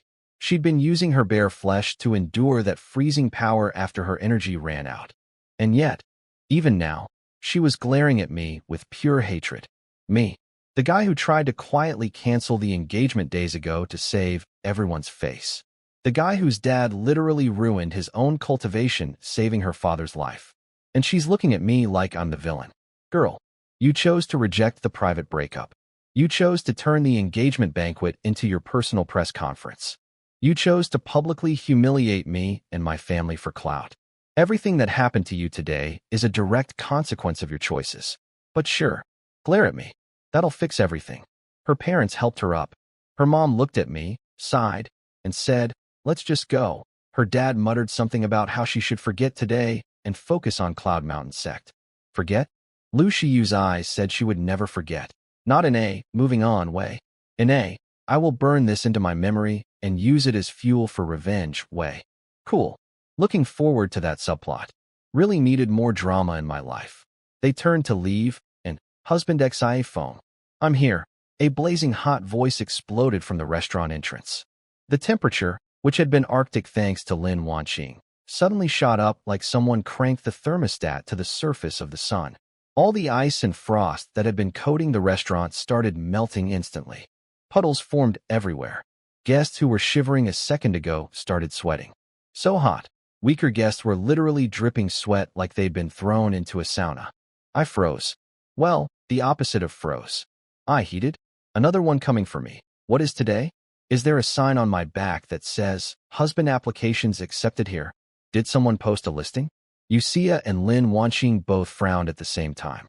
They clearly knew who this was, and they were not happy about it. Another competitor. Their grip on my arms tightened simultaneously. HSSSSS. My body went rigid. I didn't look down, but I could feel what was happening. The softness on both arms had gone from pleasantly compressed to critically deformed. 2 supreme holy maidens were using my arms as stress balls, and their stress was increasing. I had one very important thought. Thank God these are real. If they were inflatable, they would have popped. I know. I'm terrible. But I'm a 16-year-old boy being squeezed between 2 of the most beautiful women in the empire. My thoughts are not going to be noble right now. The guests near the entrance parted. Even Yunshan and the Lu family, who'd been trying to leave, had to step aside. And in walked a girl in a flowing red dress with fiery red hair cascading over her shoulders, crimson eyes that literally seemed to glow, and a body that, I'm not exaggerating, matched Xia and Lin Wanqing curve for curve. She had her hands behind her back, and she was skipping, like a kid going to a candy store. Bounce, bounce, bounce, huge smile, radiating heat like a human bonfire. If Xia's entrance was seductive fox queen with murder in her eyes, and Lin Wanqing's entrance was emotionless ice goddess freezing the world, then this girl's entrance was spicy volcano princess who's thrilled to be here. 3 women. 3 completely different energies. All equally devastating. All apparently here for the same reason. Me. The city's most talented failure. The boy who can't generate internal energy. The human participation trophy. 3 supreme beauties were now in this restaurant, and based on the pattern, I was about to have a third girl attach herself to my body. Except I was out of arms. Both arms were taken. I had no more limbs to offer. What was she going to grab? My leg? My head? The Liu family was frozen, emotionally, not literally this time. In the doorway, watching a third impossibly beautiful woman arrive for me. Liu Shiyu's face was a masterpiece of suffering. Every new woman who showed up made her decision to dump me look worse. 1 holy maiden showing up? Maybe a coincidence. 2. Suspicious. 3. At 3, you're not unlucky. You're a clown. And Liu Shiyu was becoming the entire circus. I looked at the red-haired girl bouncing toward me with the happiest smile I'd ever seen, radiating enough heat to melt steel, and I thought, this morning, my biggest problem was that I couldn't cultivate internal energy. Now my biggest problem is that I'm running out of body parts for holy maidens to grab. How did my life become this? Loudly crying face, loudly crying face, loudly crying face. Every guest in the building was thinking the exact same thing. Please tell me this isn't another holy maiden. Spoiler, it was absolutely another holy maiden. Behind me, my mom was practically vibrating with excitement. Honey, another daughter-in-law. Xia Feng is amazing. 3 top-tier wives. If he could marry all of them, that'd be perfect. My dad rolled his eyes into another dimension. When we got married, you told me men must be loyal to 1 woman. But for our son, it's suddenly a buffet? That's different. My mom glared at him, then suddenly got suspicious. Wait, why are you bringing up loyalty? Have you been looking at some old woman? And oh, no. I was just commenting. You better not be. I wanted to evaporate. My parents were having a domestic dispute about fidelity 5 feet behind me, while 2 holy maidens were literally pressed against my body. And these 2 could hear everything. Your uncle and auntie are pretty fun, Xia giggled. Lin Wanqing nodded in agreement. Huh. I laughed the laugh of a man whose soul has left his body. The red-haired girl was bouncing toward us, literally skipping, hands behind her back, biggest smile in the world, when she suddenly stopped. She'd spotted Liu Shiyu. Her cute eyebrows furrowed. You're Liu Shiyu? The one who broke off the engagement at the banquet and humiliated my husband. Liu Shiyu's face twisted. Another one. Another impossibly beautiful woman calling that. Waste, her husband. Her fists clenched so hard her knuckles cracked. The fire girl looked Liu Shiyu up and down like she was inspecting a disappointing vegetable at the market. Then she delivered the most brutal roast I've ever witnessed. You're not even that pretty. My personal maid is better looking than you. Oh no, she didn't. With your level of talent, 15 years old, and only Earth rank level 1, you call yourself a genius? You're not even qualified to carry my husband's shoes. Every warrior in the room silently lowered their heads. Because if Liu Shiyu's talent was trash, then their talent was, what? Subterranean? Most of them hadn't even reached Earth rank, and they were way older than 15. Liu Shiyu was shaking with rage. She lifted her head and spat out. Even so, I'm still better than Xia Feng. Slap. The fire girl backhanded her so fast Liu Shiyu hit the ground before the sound even registered. You dare compare yourself to my husband? 3 slaps. From 3 different women. In one morning. Liu Shiyu's face was collecting handprints like a passport collects stamps. Her mom, bless her heart, or maybe curse her judgment, lost her mind and screamed at the fire girl. What gives you the right to hit my daughter for no reason? No reason. The fire girl's eyes went cold. She deliberately humiliated my husband at his own engagement banquet. A slap is her getting off easy, and the thing is, she was right. From the dream, which I still didn't know about, she knew the full consequences of what Liu Shiyu had planned. In that dream future, after the public humiliation, my family could never show their faces in Star Language City again. Liu Shiyu used Cloud Mountain Sect's backing to rise up, took over the city lord position, and drove my family out. We became homeless wanderers. Obviously, I had no idea about any of this. I just thought this fire girl was really intense about defending a stranger's honor. Liu Tianxiang grabbed his wife and daughter. We're leaving. Did I say you could leave? The fire girl's voice could have set water on fire. Liu Tianxiang turned around, desperation breaking through his composure. What more do you want? You want to kill us over this? Kill you? I don't want to dirty my hands. She turned to Liu Shiyu. I heard you joined Cloud Mountain Sect, and this is where it got beautiful. Yunshan, the Cloud Mountain sect master, a full martial venerable, who was trying to quietly sneak out the door, spun around, and set at top speed. No. She is not our disciple, sect master. Lu Shiyu whipped her head around. The Grand Elder was even faster. I have expelled Lu Shiyu from my tutelage. She is no longer my disciple. She is not a member of Cloud Mountain sect. I also already knelt and apologized to young Master Xia. My sect master paid 10,000 mid-grade and 100,000 low-grade spirit stones.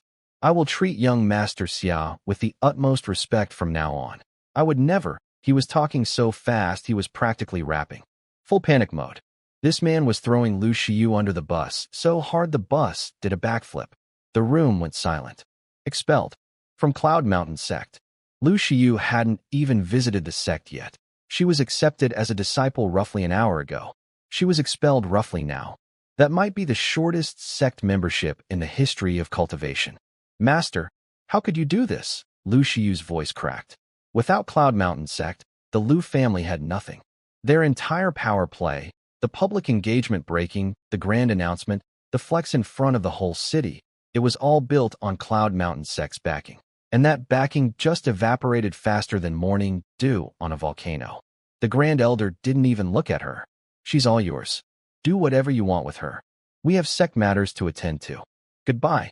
He was already walking away. A talented disciple versus angering another holy maiden? Not even a contest. Lu Shiyu went from prized genius to abandoned luggage in the time it took to blink. Go ahead, leave, the fire girl said, waving them off like shooing flies. The Grand Elder bowed.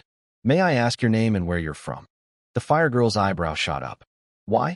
Want to remember my name so you can send someone for revenge? No, absolutely not. Leaving now. Bye. He was already speed-walking to the exit. I'll tell you anyway. Her voice rang out through the entire restaurant. My name is Zhao Lingxian. I'm from the Blazing Fire Holy Land. Xia Feng is my husband.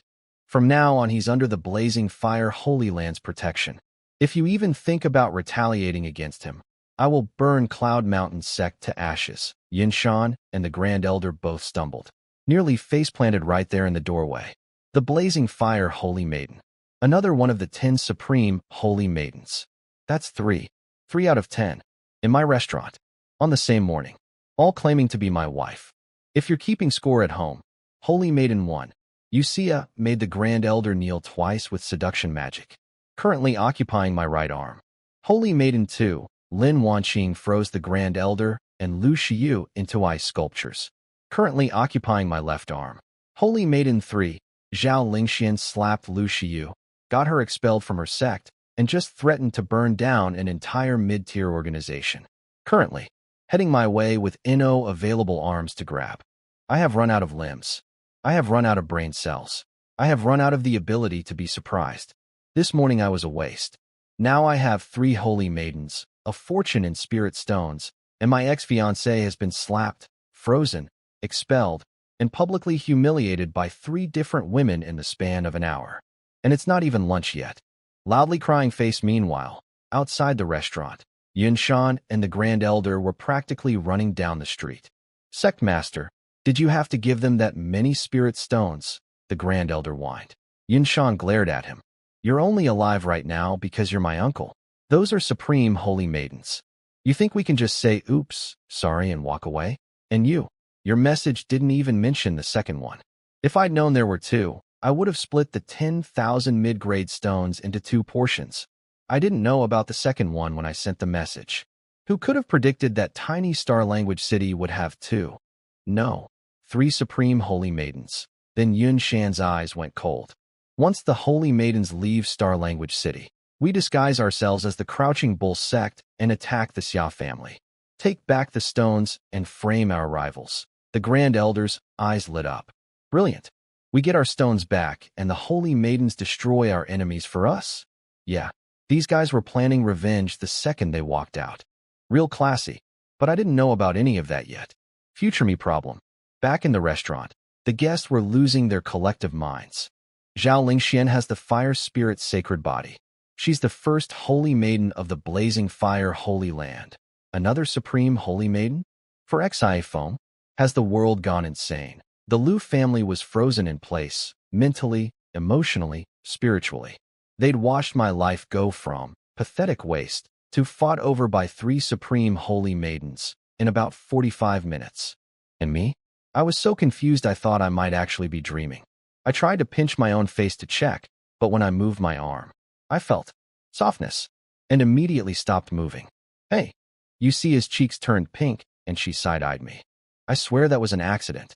I wasn't trying to. She smiled that devastating smile. If you marry me, you can do whatever you want. Demoness. Stop being disgusting. Lin Wanqing snapped from my other side. Mind your own business. While these two were bickering across my chest like I was a disputed border territory, Zhao Lingxian turned back to the Liu family. Her cute bouncy demeanor vanished, replaced by cold business logic. Cloud Mountain sect paid 10,000 mid-grade stones and 100,000 low-grade stones to apologize. Can you match that? The Liu family? One of 3 noble families in a mid-tier city? Match the treasury of an entire mid-tier sect? Liu Tianxiang's face said it all. Didn't think so? Well then, let's do a little barbecue. Barbecue? She waved her hand and a wall of fire erupted from the ground, encircling the entire Liu family. Not super tall, but the heat radiating from it made guests 50 feet away feel like their skin was peeling. Inside that ring, the Liu family was being roasted. They burned through their internal energy trying to shield themselves, and when that ran out, they had nothing but raw flesh against the heat. Their clothes didn't catch fire. Oh no, that would be too merciful. Instead, the fabric heated up like an iron pressed directly against their skin. The screaming started immediately. And Lu Shiyu? She had it the worst. She still had Lin Wanqing's ice power lingering inside her from being frozen earlier. And this wasn't regular ice. This was supreme holy maiden ice. It didn't melt easily. So while Zhao Lingshuan's fire was burning her from the outside, the ice was freezing her from the inside. Ice and fire. At the same time. In the same body. That's not punishment. That's a physics experiment conducted on a human being. Liu Tianxiang screamed. Are you trying to kill us? Zhao Lingxian looked bored. Kill you? You're not worth the effort. This is just a small lesson. As long as you don't do anything stupid, you won't die, and won't wish you were dead, are 2 very different statements, and the guests all noticed she only promised the first one. Everyone was thinking the same thing. If only the Liu family had accepted the quiet breakup when the Xia family offered it, none of this would have happened. And honestly, I was thinking that too. We gave them a way out. A clean, private, no drama exit. They chose this instead. Actions meet consequences. Consequences meet the Liu family. Then Zhao Lingxian turned to me, and the transformation was instant. The cold, terrifying fire goddess who was casually barbecuing a family of 3 vanished. And in her place was the most adorable, sweetest, sparkliest smile I've ever seen. Hubby. Her voice was so sugary and cute that every man in the restaurant felt their knees go weak, including mine. And I'd been getting hit with these transformations all morning. She flickered, literally teleported, right in front of me, arms wide open, going in for a full body hug. Stay away from our husband. Xia and Lin Wanqing shouted in perfect unison, the only time they'd ever cooperated, and both threw a palm strike at Zhao Lingxian simultaneously. She blocked with both hands. The collision sent out a shockwave that knocked guests sideways like bowling pins. Tables flipped. Cups shattered. Someone's hat flew off. Zhao Lingxian slid back 10 steps, but stayed on her feet, glaring at the 2 women still attached to my arms. Fox woman. Ice woman. She was grinding her teeth so hard I could hear it from here. If I wasn't afraid of hurting hubby, I'd burn you both to ashes. Big talk. Xia scoffed. If I wasn't worried about hubby, I'd put you to sleep permanently. I'd turn you into an ice sculpture, Lin Wanqing added. 3 supreme holy maidens, standing in a destroyed restaurant, threatening to annihilate each other. The only thing stopping the apocalypse was me, the weakest person in the room. Their desire to not accidentally vaporize me was the only thing keeping this city on the map. I am simultaneously the most protected and the most endangered person on this entire continent. I am the human ceasefire, the world's most pathetic peacekeeping force. And it's still not lunchtime. Loudly crying face. Fine then, Zhao Lingxian declared. Let's fight without powers. No energy, no techniques, just fists. Loser goes home. Deal? Lin Wanqing didn't even hesitate. Fist fight? Fun. Xia cracked her knuckles.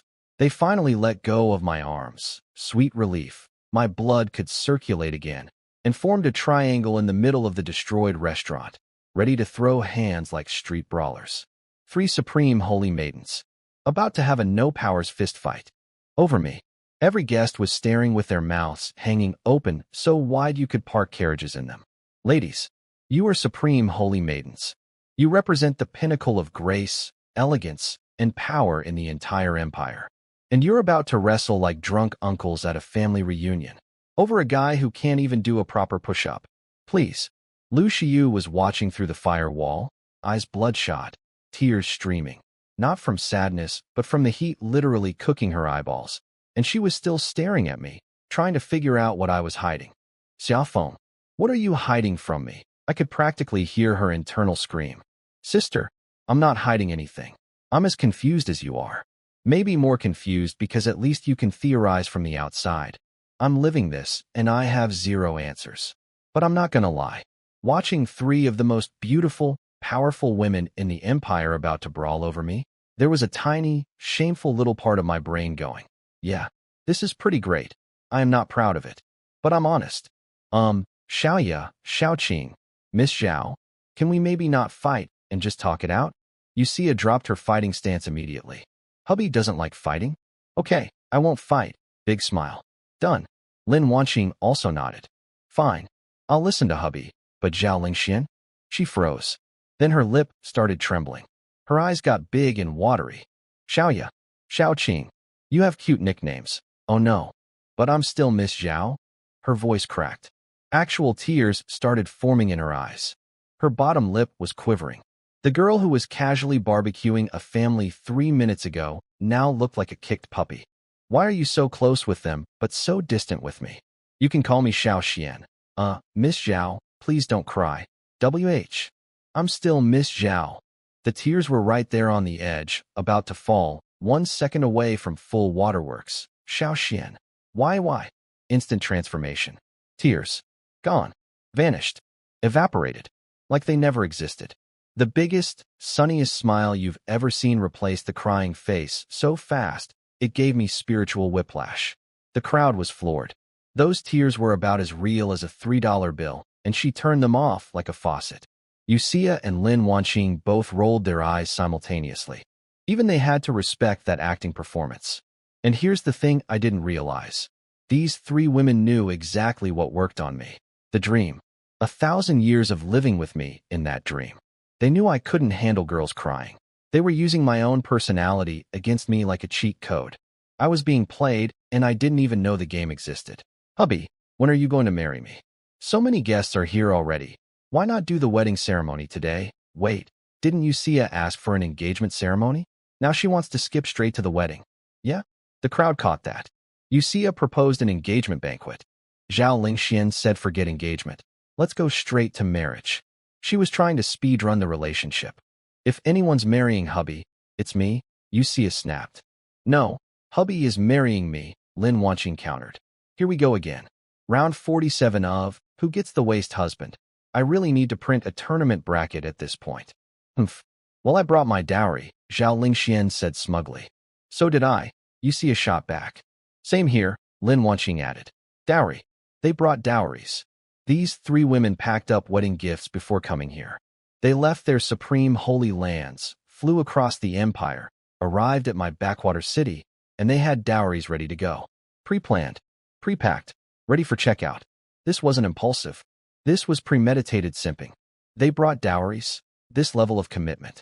I've never seen this from regular women, let alone 3 supreme holy maidens. My worldview is officially destroyed. I was standing there with absolutely no idea what to do. I had 0 experience with this. In my previous life, I was single. In this life, I was a certified waste who got dumped in public an hour ago. Nothing in either existence prepared me for 3 supreme holy maidens arrive with pre-packed dowries and fight to marry you. There is no manual for this. Thankfully, my mom, bless that woman, finally stepped in like a professional hostess. Girls, you've been standing so long. You must be tired. Let's all sit down, have some water, and talk calmly. And instantly, like someone flipped a switch, All three holy maidens stopped bickering and turned to my mom with the sweetest, most angelic smiles. Of course, Annie. Three women who could level cities, who were just threatening to burn, freeze, and hypnotize each other, now acting like the most well-behaved daughters-in-law in the history of ever. Because you do not mess up in front of future mother-in-law. That's a universal rule that apparently transcends worlds. My mom went to pour tea, and it became an immediate competition. Xia snatched the teapot. Auntie, let me. She poured tea for my mom. Lin Wanqing pulled out my mom's chair. Auntie, please sit. She carefully guided my mom into the seat. Zhao Lingxian grabbed the freshly poured cup and presented it with both hands like a sacred offering. Auntie, your TA. My mom was sitting there being served by three supreme holy maidens simultaneously and looked like she'd ascended to heaven. Her face was pure joy. My dad, me, and every single person in the restaurant just stared with completely blank expressions. Three women powerful enough to topple kingdoms, fighting over who gets to pour my mom's TA. Over in the fire prison, Lu Tianxiang and his wife watched my mom being pampered by three holy maidens, and I swear I could hear their teeth grinding into powder. And then, boom, crack, rumble. The perfectly clear sky outside suddenly turned pitch black. Storm clouds rolled in from nowhere. Lightning split the heavens. Thunder shook the building. It looked like the world was ending. What's happening? Everyone ran to the windows. And Xia, Lin Wanqing, and Zhao Lingxian all frowned at the exact same time. Because they knew. Number 4 was coming. Another holy maiden. I looked at the apocalyptic sky outside, then at the three women in the restaurant, then at my mom calmly sipping tea like this was all perfectly normal, and I thought, at this rate, all 10 are showing up by dinner. Loudly crying face, everyone was staring at the sky because the sky had decided to stop being a sky and become a horror movie instead. Black clouds swallowed the sun. Purple lightning cracked across the heavens. Thunder shook buildings. It looked like God was angry about something and was coming down to discuss it personally. And walking through all of it, no, riding the lightning like a taxi, was a figure surrounded by crackling purple electricity. Xia muttered under her breath. Did she have to make such a dramatic entrance? I could hear the jealousy. Because Xia's entrance was a catwalk. Lin Wanqing's was a temperature drop. Zhao Lingxuan's was a heat wave. But this girl? She brought an entire weather system. The whole sky was her personal special effects team. Such a show-off, Zhao Lingxian hissed. I want to punch her, Lin Wanqing added. And honestly, I kind of understood their frustration. Their entrances were limited by practicality. If Lin Wanqing had gone all out, she would have frozen the entire city and killed everyone. If Zhao Lingxian had done her big entrance, Star Language City would be a crater. But lightning? Lightning is controllable. It looks apocalyptic, but doesn't actually destroy anything on the ground. This girl had the perfect entrance ability. Nature's fireworks show with zero collateral damage. It was basically cheating. And me? I was standing there with my mouth open like an idiot, watching this goddess descend from the heavens surrounded by purple electricity, thinking, that is the coolest thing I have ever seen in my entire life. I want to do that someday, I whispered to myself. You need to be at least martial ancestor rank to walk on air. With MY talent, I couldn't walk on air if someone built me a staircase to it. But hey, a waste can dream. She was far away, like tiny dot on the horizon far, and then suddenly she was right outside the restaurant. One blink, thousands of miles. That's thought spanning 1,000 miles, an ability only martial venerables have. Even Yun Shan and the Grand Elder, who'd been trying to sneak away, stopped and turned around with horrified expressions. Another one, the Grand Elder whispered, his scalp going numb. Nearby sect leaders and powerful warriors from across the region were also sensing the disturbance and flying towards Star Language City, probably thinking a legendary treasure had appeared. Nope, just another impossibly powerful woman here to claim a 16-year-old failure as her husband. As one does. She flew in through the window, didn't even use the door because doors are for mortals, and her purple eyes scanned the room until they landed on me. Her serious, regal face instantly bloomed into the brightest smile. Hubby, she teleported to my side and grabbed my arm like it was a limited edition collectible. Hello, miss. Call me wifey. She stomped her little foot. The entire restaurant experienced a glitch in the matrix. because this was now the fourth time this exact conversation had happened. Same words, same foot stomp, same pout. It was like a copy-paste of the previous 3 interactions. The guests were looking around for hidden cameras. Ha ha, I had nothing. My awkward laugh was getting less convincing each time. Do we not exist? Zhao Lingxian exploded out of her chair. Don't touch my husband, Lin Wanqing warned. Get away from him, Yuxia added. The newcomer glanced at all 3 of them with mild surprise. Oh, you're all here too. We've been here for ages, Yuxia said proudly. The girl shrugged. If I didn't live so far away, you think you'd have beaten me here? The 3 of them went quiet. Because, yeah, in terms of speed, this lightning girl was probably the fastest of them all. They got here first only because of geography. Anyway, the girl continued, turning back to me with that sweet smile. Arriving first doesn't mean winning. The one hubby will marry in the end is definitely me. She leaned closer. Right, hubby? Every previous holy maiden was staring daggers at us. So, nice weather today, I said, staring at the ceiling. Smooth, Xia Feng. Really smooth. The sky was literally just thundering with apocalyptic lightning, and you said, nice weather. Peak conversation skills. All 3 girls on the other side wanted to murder her. The tension was building toward another eruption. Now, my son doesn't like it when you girls fight. My mom to the rescue. Again, the ultimate peacekeeper. The United Nations of this restaurant. Okay, Auntie. All 3 immediately sat down like obedient students. My mom had more control over 3 supreme holy maidens than the Grand Elder, the Sect Master, and the entire Cloud Mountain sect combined. Mom power is the strongest power in any universe. The lightning girl noticed the dying flames around Lu Shiyu and her family. Her eyes narrowed. Little arcs of electricity flickered in her pupils. Lu Shiyu, I saw where this was going. Hey, maybe we could. Hubby, give me 1 second. She walked over to Lu Shiyu, who was basically a puddle of sweat and suffering on the floor. Baked, frozen, slapped. 3 times, expelled from her sect, and now about to face round 4. The lightning girl looked her up and down and delivered the most casually devastating insult yet. This ugly? This untalented?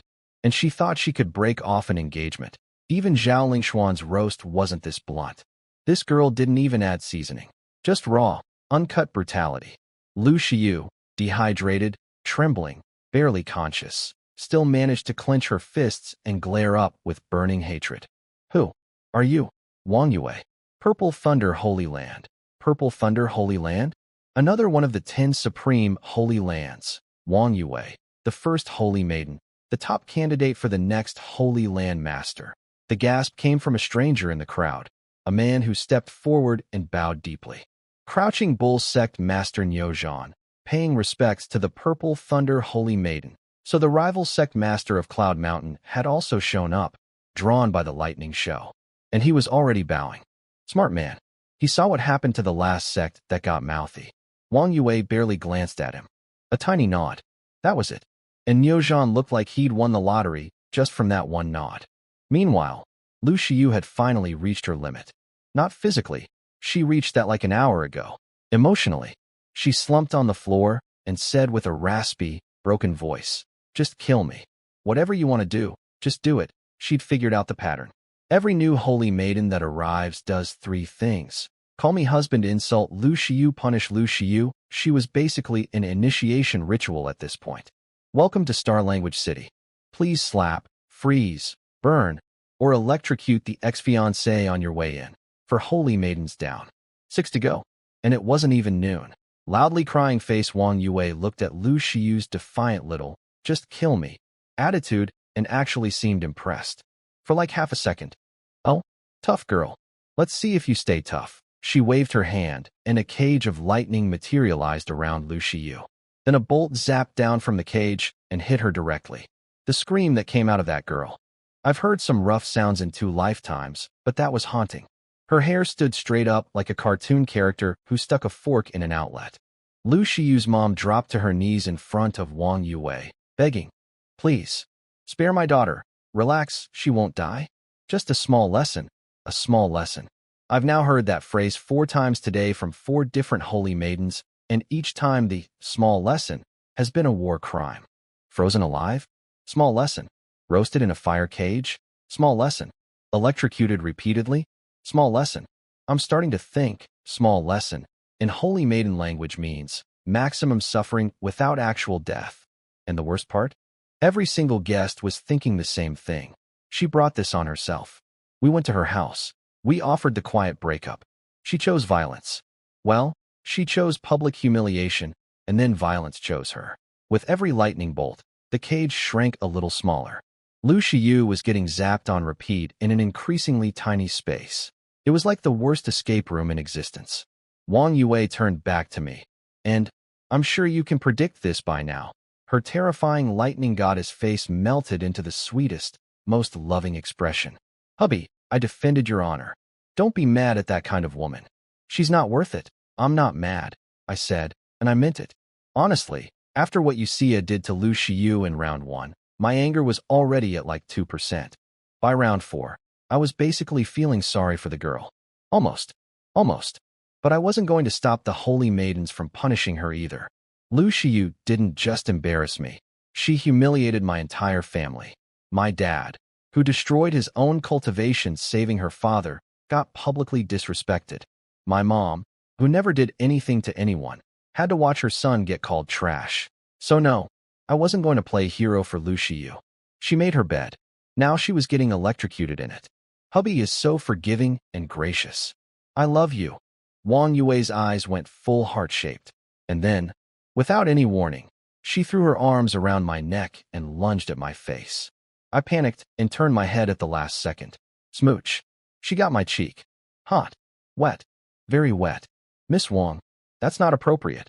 I wiped the saliva off my face, trying to suppress every single nerve in my body that was going haywire. Because this girl was even more aggressive than Zhao Lingxian. At least Zhao Lingxian tried the crying strategy first. Wang Yue went straight for the kiss. No build-up. No warning. Just attack. And why was there so much saliva? Was she part dog? Every guest in the restaurant had their eyes bugged out. Then they all simultaneously had the same terrifying thought. We just witnessed a holy maiden kiss someone. Is she going to kill us for seeing this? Almost everyone covered their eyes, but left gaps between their fingers. Because of course they did. The sect leaders who'd flown in from nearby, drawn by the lightning show, were completely shell-shocked. The Crouching Bull sect master was asking a local, "Who is that boy?" "That's Xia Feng, Star Language City's young lord. 16 years old. Still a martial apprentice. Any secret identity? Hidden background? Not that anyone knows. His family came from elsewhere to govern the city, but nobody special ever showed up for them. Every sect leader who asked got the same answer and the same confusion. How does a random, talentless city lord's son attract for supreme holy maidens? Meanwhile, Wang Yue was 0% bothered by my rejection. She pouted her lips and leaned in again. Why so shy, hubby? Let me kiss you again. I held up my hand like a shield. No, please. And oh, come on. Just one more. This woman was a menace. She was trying to make out with me in front of 300 people for rival holy maidens and my parents. The other 3 had finally seen enough. Female delinquent, stop right there. Xia, Lin Wanqing, and Zhao Lingxian charged over as a united front. The first time all 3 had cooperated on anything today. Xia grabbed one of Wang Yue's arms. Lin Wanqing grabbed the other. Zhao Lingxian wrapped her arms around Wang Yue's waist. And together, all 3 of them physically lifted her off me and threw her across the room. Wang Yue flipped in midair, landed gracefully on her feet, and raised an eyebrow. What's your problem? I was being intimate with my husband. Mind your business. Wang Yuwei. Xia's eyes were blazing. Have you no shame? Forcibly kissing an innocent young man in public?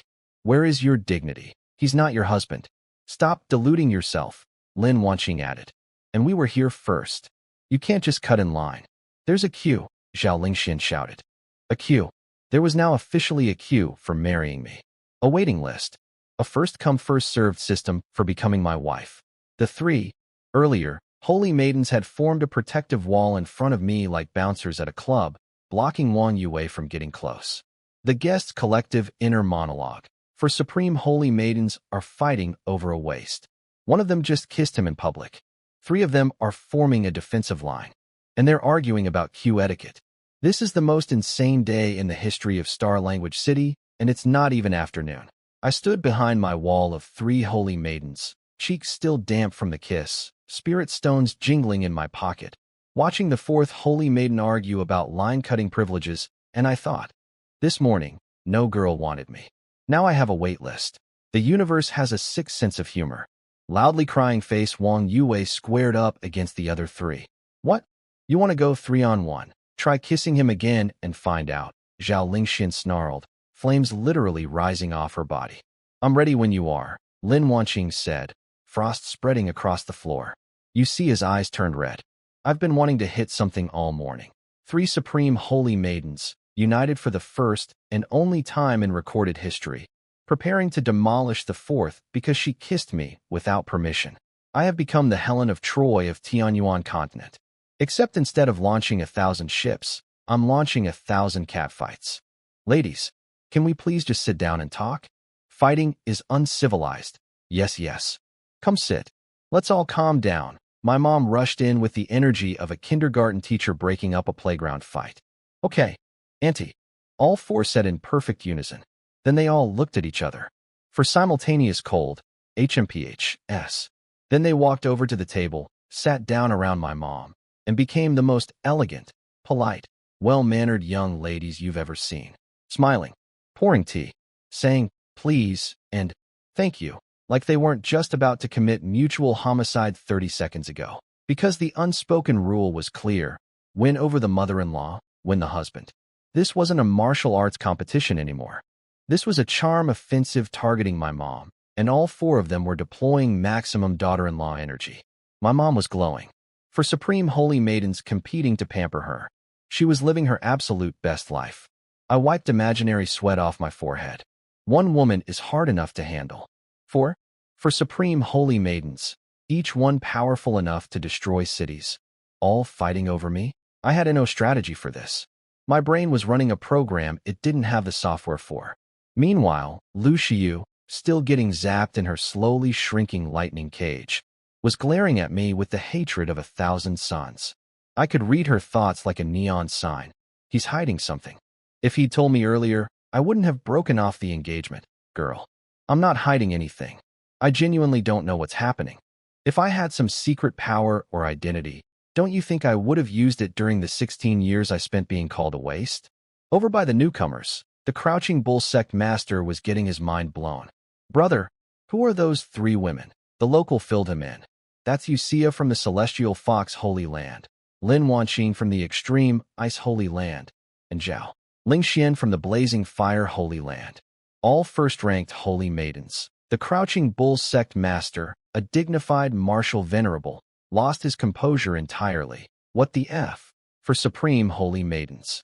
Out of 10 in the entire empire. All here. All for me.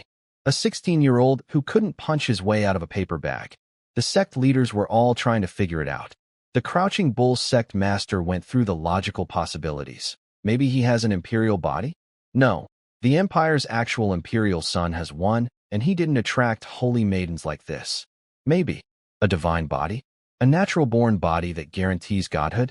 His eyes went wide with shock. That was the only explanation that made sense. But wait. If he had a divine body, why is he still a martial apprentice at 16? The holy maidens have sacred bodies, and they're already martial venerables at 15. A divine body should be faster, not slower. His brain was going in circles. No theory worked. Every explanation created more questions. The poor man looked like he was trying to solve a math equation written in a language that didn't exist. And then, be easy. Every sword in the room started vibrating. Not just shaking a little. Buzzing. Rattling in their sheaths. Pulling away from their owners like magnets being dragged towards something.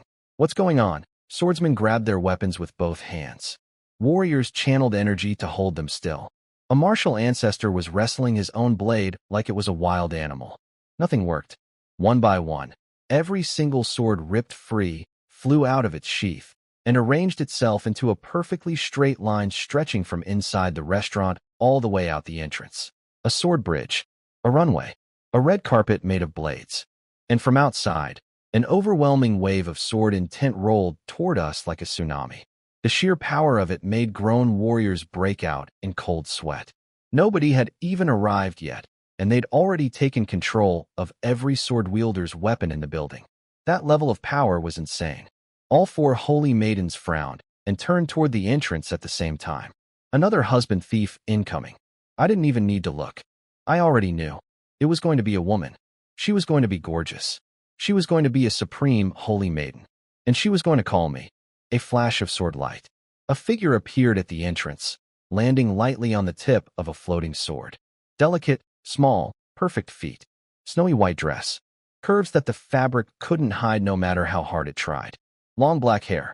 Big round eyes blazing with sword intent, so intense that people couldn't even look directly at her. She walked along the bridge of swords. Other people's swords. Like a queen crossing a carpet laid out by her subjects. Every step precise. Every movement graceful. When she reached the center of the restaurant, she stopped, scanned the room, and the second her eyes found me, the terrifying sword intent vanished. The cold, sharp expression melted, and the most beautiful smile I'd seen in 5 holy maiden entrances today bloomed across her face. Hubby! Every sword in the room simultaneously flew back to its owner and sheathed itself. Perfect. Instant. Like nothing happened. The crowd was shocked. But also, not shocked. Because at this point, what else was it going to be? 5 supreme holy maidens. Half the entire roster. And it wasn't even lunchtime. I put down my cup of water, looked at the sword goddess floating toward me, and thought, at this rate, I'm going to need a SBREADSICHITI. Loudly crying face, show off, Xia muttered under her breath. Total show off, Lin Wanqing and Zhao Lingxin agreed, nodding. And honestly, they had a point. This sword girl was a martial venerable. She could have teleported here instantly. Instead, she chose to commandeer every sword in the building, build herself a bridge, and walk in like a runway model at the world's most dangerous fashion show. Wang Yue shrugged. Her entrance still wasn't as cool as mine. You're one to talk, thunder drama queen, Zhao Lingxian snapped. At least I came here for my husband, not to show off, Xia added. You're just mad you didn't think of it first, Wang Yue fired back. Why you? 3 girls almost threw hands again. The truth was, they were all kicking themselves for not making bigger entrances. They'd all used little tricks. Xia's seductive aura, Lin Wanqing's frost effects, Zhao Lingshuan's heat waves, but they'd been conservative. Meanwhile, Lightning Girl and Sword Girl had gone full cinematic universe, and now these 4 felt like they'd shown up to prom in pajamas. My mom, once again proving she's the real protagonist of this story, intervened with a smile. Girls, have some tea. Calm down. Talk nicely. Yes, Auntie. All 4 instantly transformed into the most well-behaved young women in the empire. Sitting straight, sipping tea, pinkies out, angels. Meanwhile, the sword goddess appeared in front of me and went straight for a hug. Not a side hug, not a polite hug. A full body, arms wrapped around me, face in my chest. I am claiming this man hug. Let go of our husband. For holy maidens shot to their feet. The combined killing intent was so thick the restaurant dropped 10 degrees. Every guest considered writing their wills. The sword girl looked up at them, briefly surprised that 4 people beat her here, then immediately decided she didn't care. She looked right at them, and with the most deliberate, provocative smile, she pursed her lips and blew into my ear. A hot, soft breath directly into my ear canal. My entire body seized up. My neck involuntarily twitched. A shiver ran from my ear to my toes. You're dead, for voices in unison. My mom, bless her infinite patience. Now, my son doesn't like aggressive girls. Instant transformation. 4 killing machines became 4 angels in 0.3 seconds. Smoothed their dresses. Fixed their hair. Sat down. Crossed their ankles. Perfect posture. Supreme holy maiden finishing school graduates. But their eyes? Their eyes were screaming murder. Xia had an idea.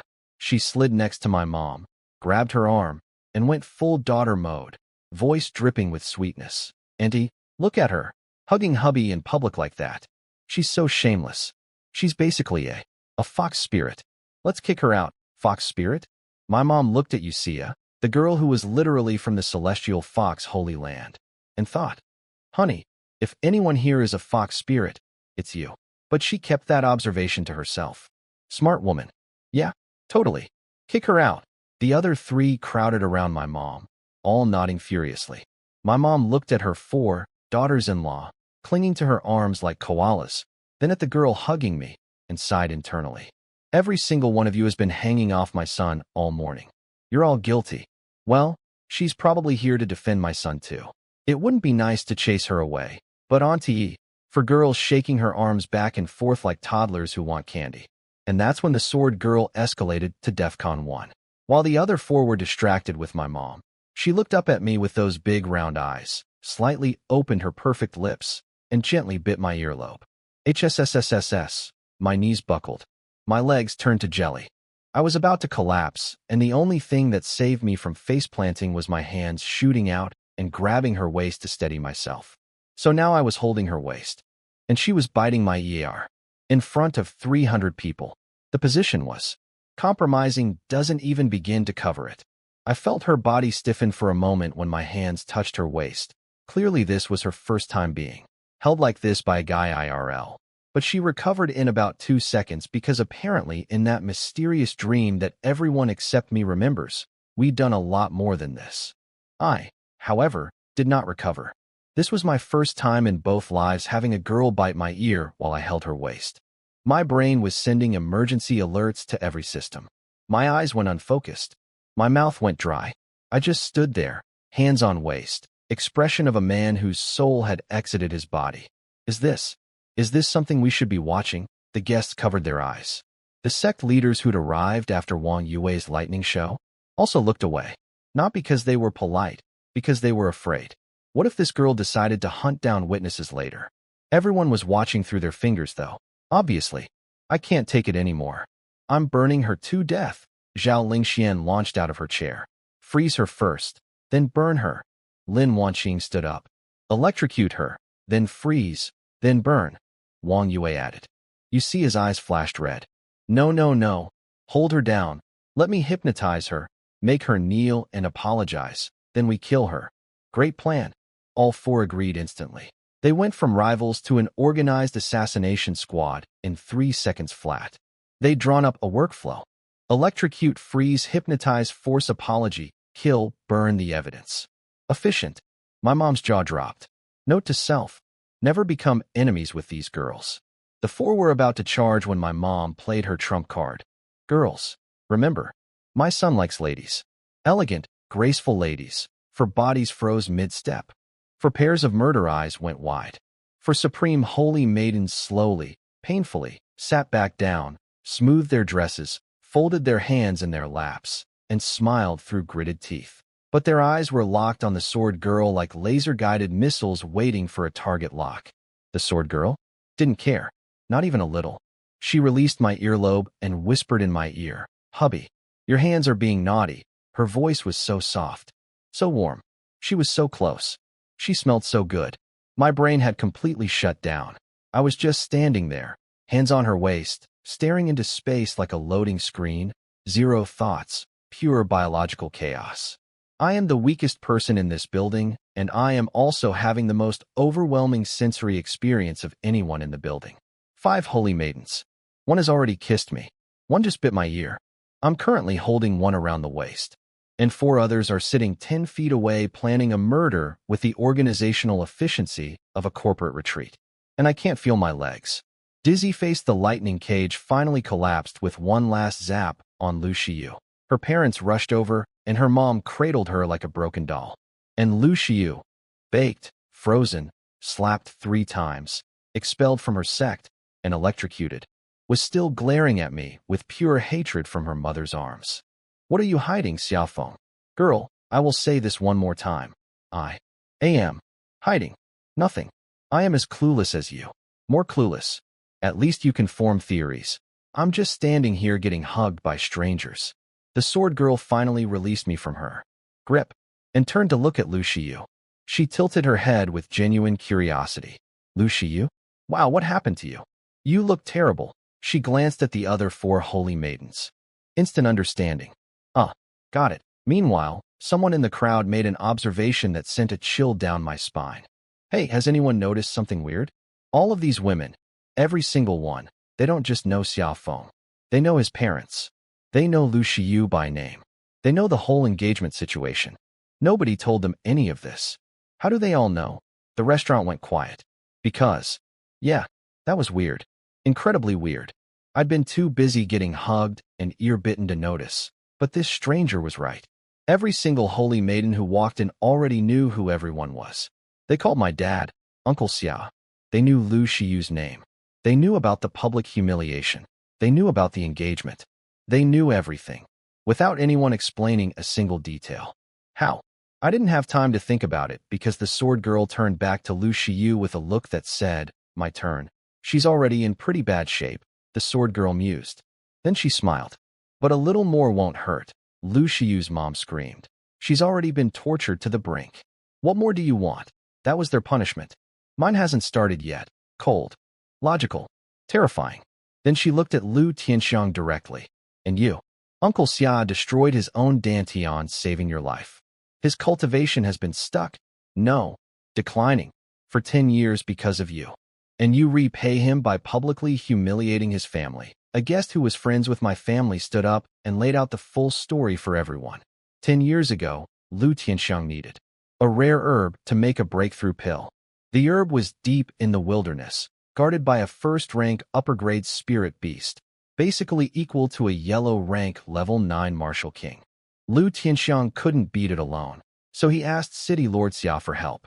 Whatever happened in that fight, City Lord Xia came back with a damaged dantian. His cultivation has been frozen ever since. Actually, it's been going backward. He's dropped to yellow rank level 8. Meanwhile, Lu Tianxiang got his pill, broke through to Martial King, and his life has been great, the crowd erupted. So Lu Tianxiang's life and his cultivation both exist because of City Lord Xia, and he repaid that by letting his daughter publicly dump the man's son, not just dump, deliberately humiliate. They refused the quiet breakup just so they could do it at the banquet for maximum damage. That's not ingratitude. That's evil. Whatever tiny shred of sympathy anyone still had for the Lu family. Gone. Erased. Deleted from existence. And honestly, hearing the full story laid out like that, even I felt a fresh wave of anger. My dad sacrificed his future for this man. His dantian. His cultivation. His potential. All of it gone. For Lu Tianxiang. And this is what we got back. The sword girl said what I was too well-mannered to say. My husband and Uncle Xia are gracious enough not to hold grudges. I, however, am just a mere woman, and I cannot let this slide. She waved her hand. Invisible sword intent engulfed all 3 members of the Lu family. You couldn't see it, but you could feel it, a sharp, cutting pressure attacking their bodies and souls simultaneously. The screams were rough, not going to sugarcoat it. Lu Shiyu had gone through ice, fire, lightning, and now sword intent. The 4 classical elements of suffering. She was speedrunning a torture curriculum, but nobody felt sorry for her anymore. The crowd sympathy tank was empty. Once the sword girl finished setting up her punishment zone, she turned to me, and, you know the drill by now. Her cold warrior face melted into the sweetest, most innocent smile. Hubby, arms wide open, coming in for another hug. This time I was ready. I grabbed both her wrists before she could latch on. Miss? Let's not do this again, miss. Call me wifey. She stomped her foot. I laughed nervously and said nothing.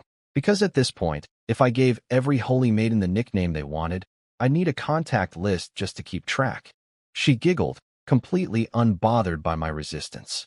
Oh right, I forgot to introduce myself.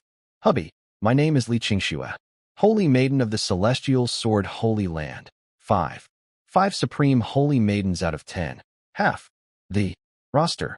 Let me do a quick recap of my morning. Started as city's biggest loser. Couldn't generate internal energy. About to get publicly dumped. Current status. Got publicly dumped, got defended by Holy Maiden 1. Fox. Seduction Specialist. Got defended by Holy Maiden 2. Ice. Freezing Specialist. Got defended by Holy Maiden 3. Fire. Roasting Specialist. Got defended by Holy Maiden 4. Lightning. Electrocution Specialist. Got defended by Holy Maiden 5. Sword. Soul Cutting Specialist. Got kissed on cheek. Got ear-bitten AM holding spirit stones worth more than the city ex-fiancée has been slapped, frozen, roasted, electrocuted, and soul-shredded ex-fiancée's sect master expelled her and fled. Entire audience now hates the Liu family. Mom is having the best day of her life. Dad is stressed. I still can't generate internal energy. 5 holy maidens down. 5 to go. And my only question, the one that nobody can answer, is why? How do they all know me? How do they all know my family? How do they all know about today? Something happened that I can't remember. Something big. Wait, didn't I have a dream last night? A dream I couldn't remember? Nah, couldn't be related. Right? That right? Loudly crying face, as expected. Another supreme holy maiden, celestial fox, extreme ice, blazing fire, purple thunder, and now celestial sword. That's all 5 northern holy lands. 5 supreme holy maidens fighting over one guy. My understanding of reality is shattered. I bet the 5 southern holy maidens would be here too if they didn't live on the other side of the empire. They're probably already on their way. Please don't say that. Please. I am begging you. Random guest number 47. Do not manifest that into existence. I looked at Li Qingxue, this absolutely stunning sword goddess, standing in front of me, and my brain produced the dumbest possible response. Miss Li, nice to meet you. I'm Xia Feng. She burst out laughing, poked my forehead. What I it with these girls in my forehead, and said, you dummy. You're my husband. Of course I know who you are. And don't call me Miss Li. Call me wifey. I glanced at the 4 holy maidens sitting at the table behind her. 8 eyes. All staring. All promising violence if I said that word. How about Qingxue? Or Xiaoshui? Xiaoshui then. She pouted slightly. Chose the cuter option. Obviously. I guided her to the table and sat everyone down. 5 supreme holy maidens, my mom, my dad, and me. The most absurd dinner party in the history of civilization. Some guests left. Most stayed. Because who would leave during the greatest show Star Language City had ever seen? Also, several sect leaders were hanging around hoping to network with 5 supreme holy maidens. The Crouching Bull sect master was lurking in the corner like a fan at a celebrity meet and greet. The Liu family? They wanted to leave. But they were trapped inside Li Qingxue's sword-intent domain. Couldn't move. Just suffering in the corner while the rest of us had TA. The background noise of their screams was starting to feel normal, which was deeply concerning. I looked at the 5 women, took a breath, and finally asked the question that had been eating me alive. Ladies, I'm grateful for everything you've done today, defending me, defending my family, embarrassing the people who embarrassed us. Truly. But I need to know, why are you here? What's the real reason 5 supreme holy maidens traveled thousands of miles to find me, a martial apprentice, and call me husband? Because let's be honest, 5 of the most powerful young women in the empire don't just spontaneously decide to marry the weakest guy in a backwater city. There had to be an agenda. And whether that agenda was good or catastrophic for my family, I needed to know.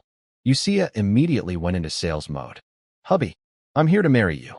Look, I even brought my dowry. She waved her hand, and a spatial ring floated above the table. Then she opened it, and the contents materialized in midair. The crowd went silent. 3 crystal-clear objects that looked like spirit stones, but with liquid flowing inside them. Way more beautiful, and obviously way more valuable than regular stones. And 3 white jade bottles that literally glowed. Even the containers were treasures. These 3 are mid-grade spirit marrow, Xia explained. Bury them underground in a place with decent spiritual energy, and over time they'll grow into mid-grade spirit veins. Every person in the room choked. Spirit marrow? As in, unlimited mid-grade spirit stone generators. Even the Crouching Bull sect master's eyes went wide. His entire sect only controlled 5 mid-grade spirit veins. Xia just casually pulled out 3 marrow seeds like they were party favors. I tried to keep my poker face, but my heart was pounding. 3 spirit veins. That's generational wealth. That's dynasty-building resources. This first bottle contains 10 supreme-grade gathering pills, she continued. They help martial apprentices generate internal energy and become true warriors. Very high success rate. Supreme-grade gathering pills. I've been trying to become a warrior for 10 years. I've eaten low-grade pills. Mid-grade pills. Nothing worked because my talent is so garbage that regular pills might as well be candy. But supreme grade? Those don't even exist in our region. The alchemist who made Liu Tianxiang's breakthrough pill could probably make upper grade at best, and we lost track of that guy years ago. This was the first real hope I'd had in a decade. The second bottle has 4 supreme-grade breakthrough pills. Use one whenever you hit a bottleneck. They'll carry you straight through to Martial Venerable. The room erupted. For breakthrough pills? Warrior to Master, Master to King, King to Ancestor, Ancestor to Venerable. She paved the entire road. Each one of those is priceless. She's giving away 4 like it's nothing. Sure, pill-assisted breakthroughs make you weaker than natural ones. But for someone with terrible talent, this is a golden highway. I was trying so hard not to drool. This wasn't a dowry. This was a cheat code for my entire cultivation career.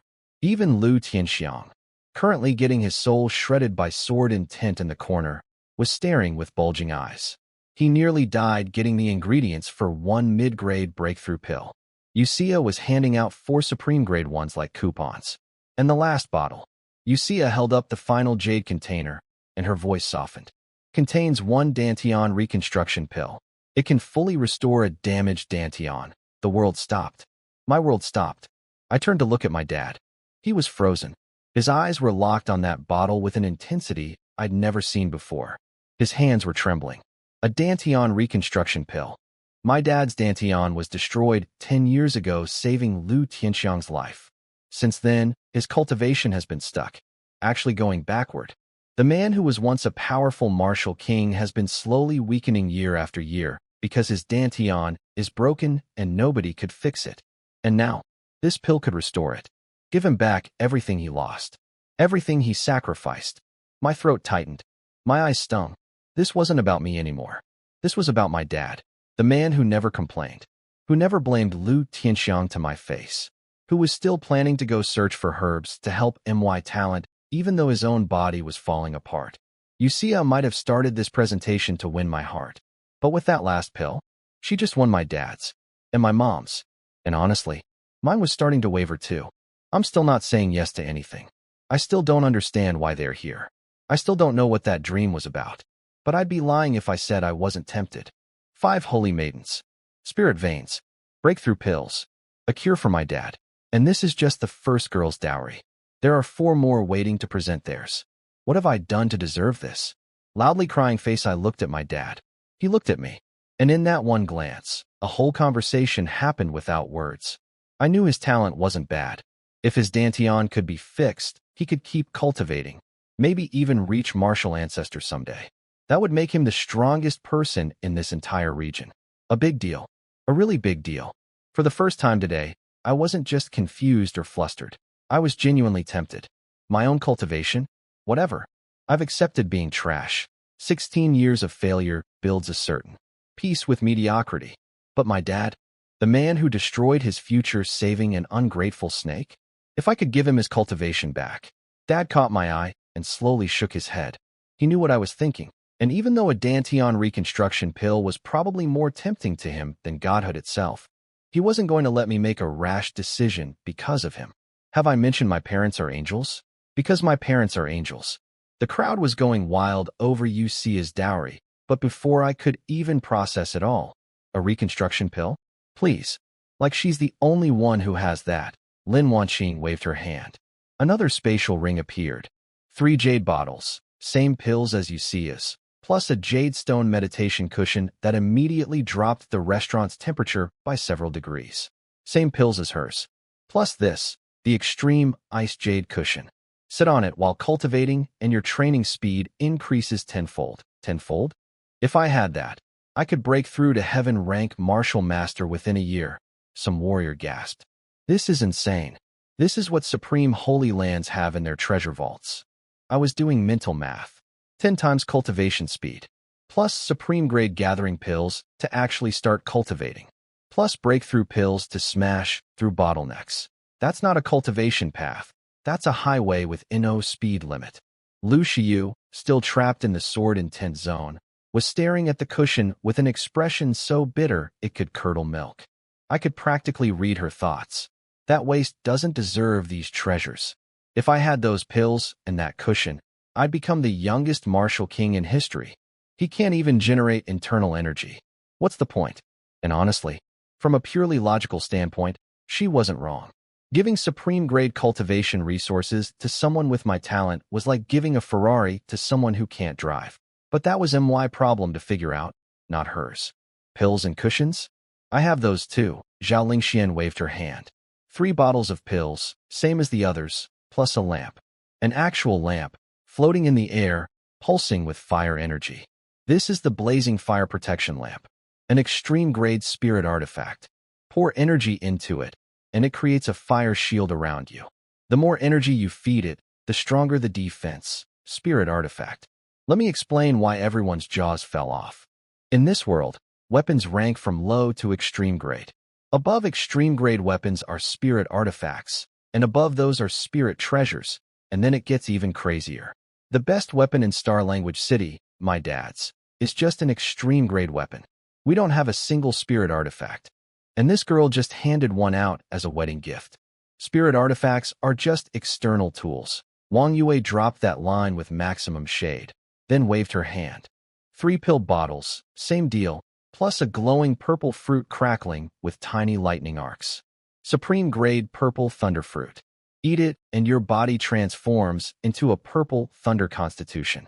All lightning techniques become twice as powerful, and you learn them twice as fast. A body transformation fruit. That would literally rewrite my physical makeup. Turn me from a regular, terrible body into a lightning body, perfectly suited for thunder cultivation. The crowd was salivating.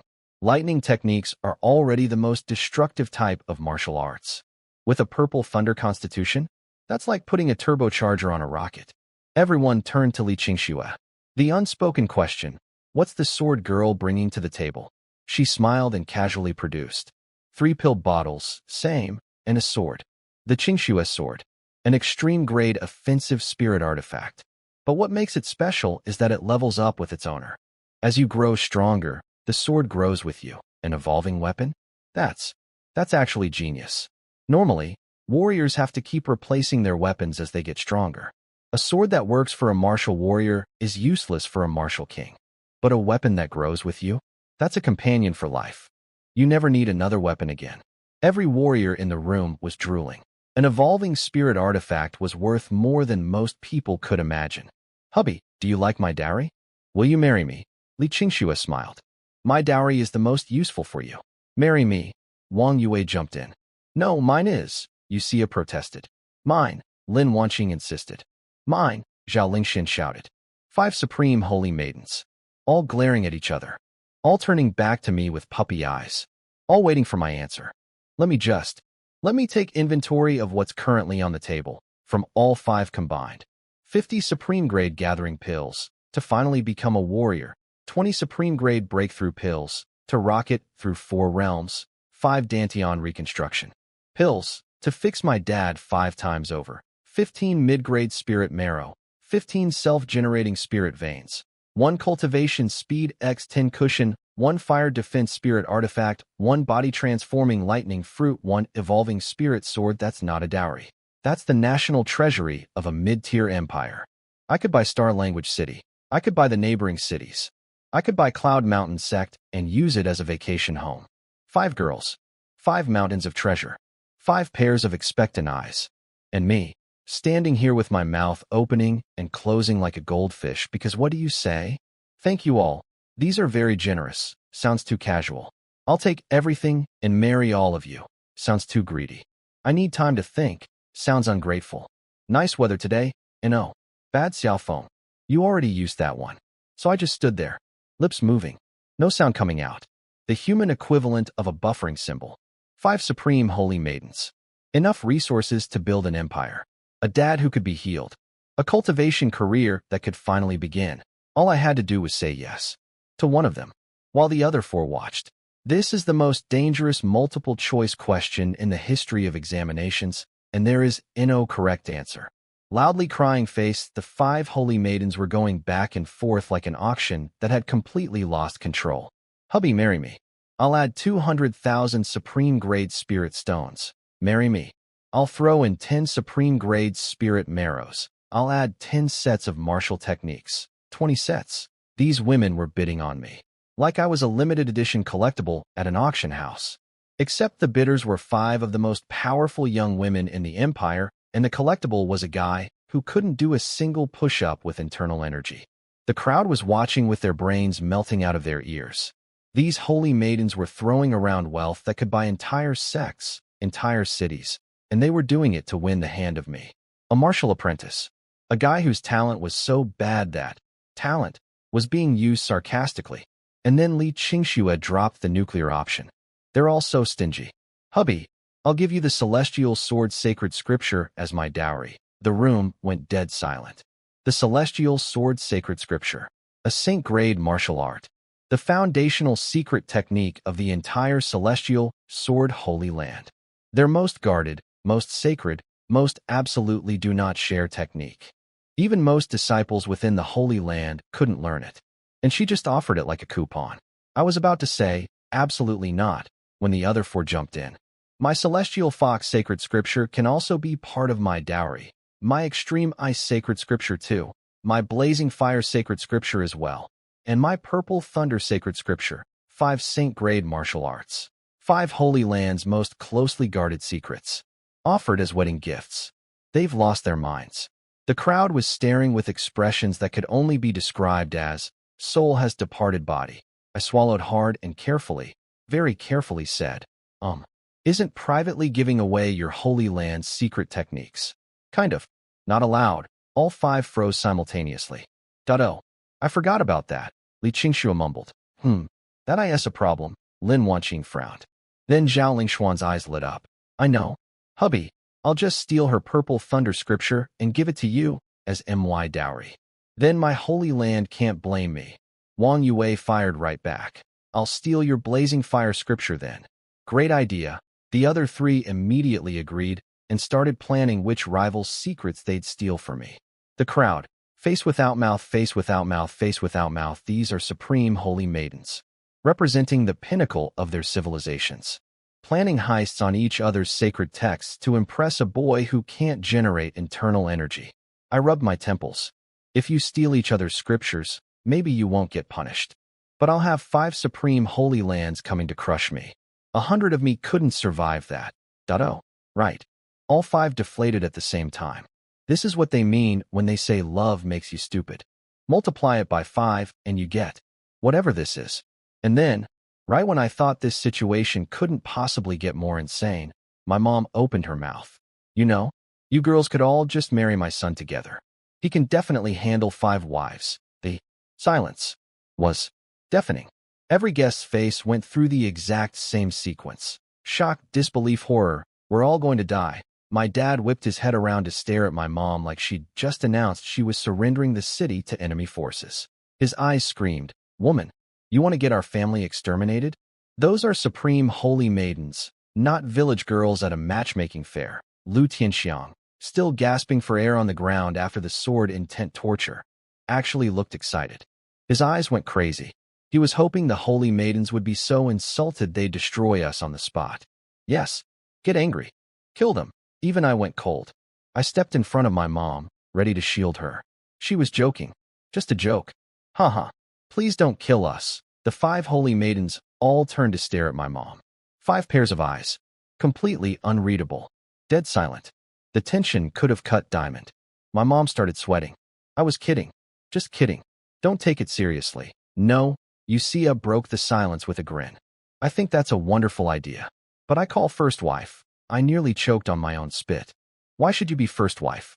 I should be first wife? Lin Wanqing immediately protested. Neither of you. First wife is mine. Zhao Lingxian slammed her hand on the table. Let's fight for it. Winner gets first wife? Wang Yue suggested. I agree. Li Qingxue raised her hand.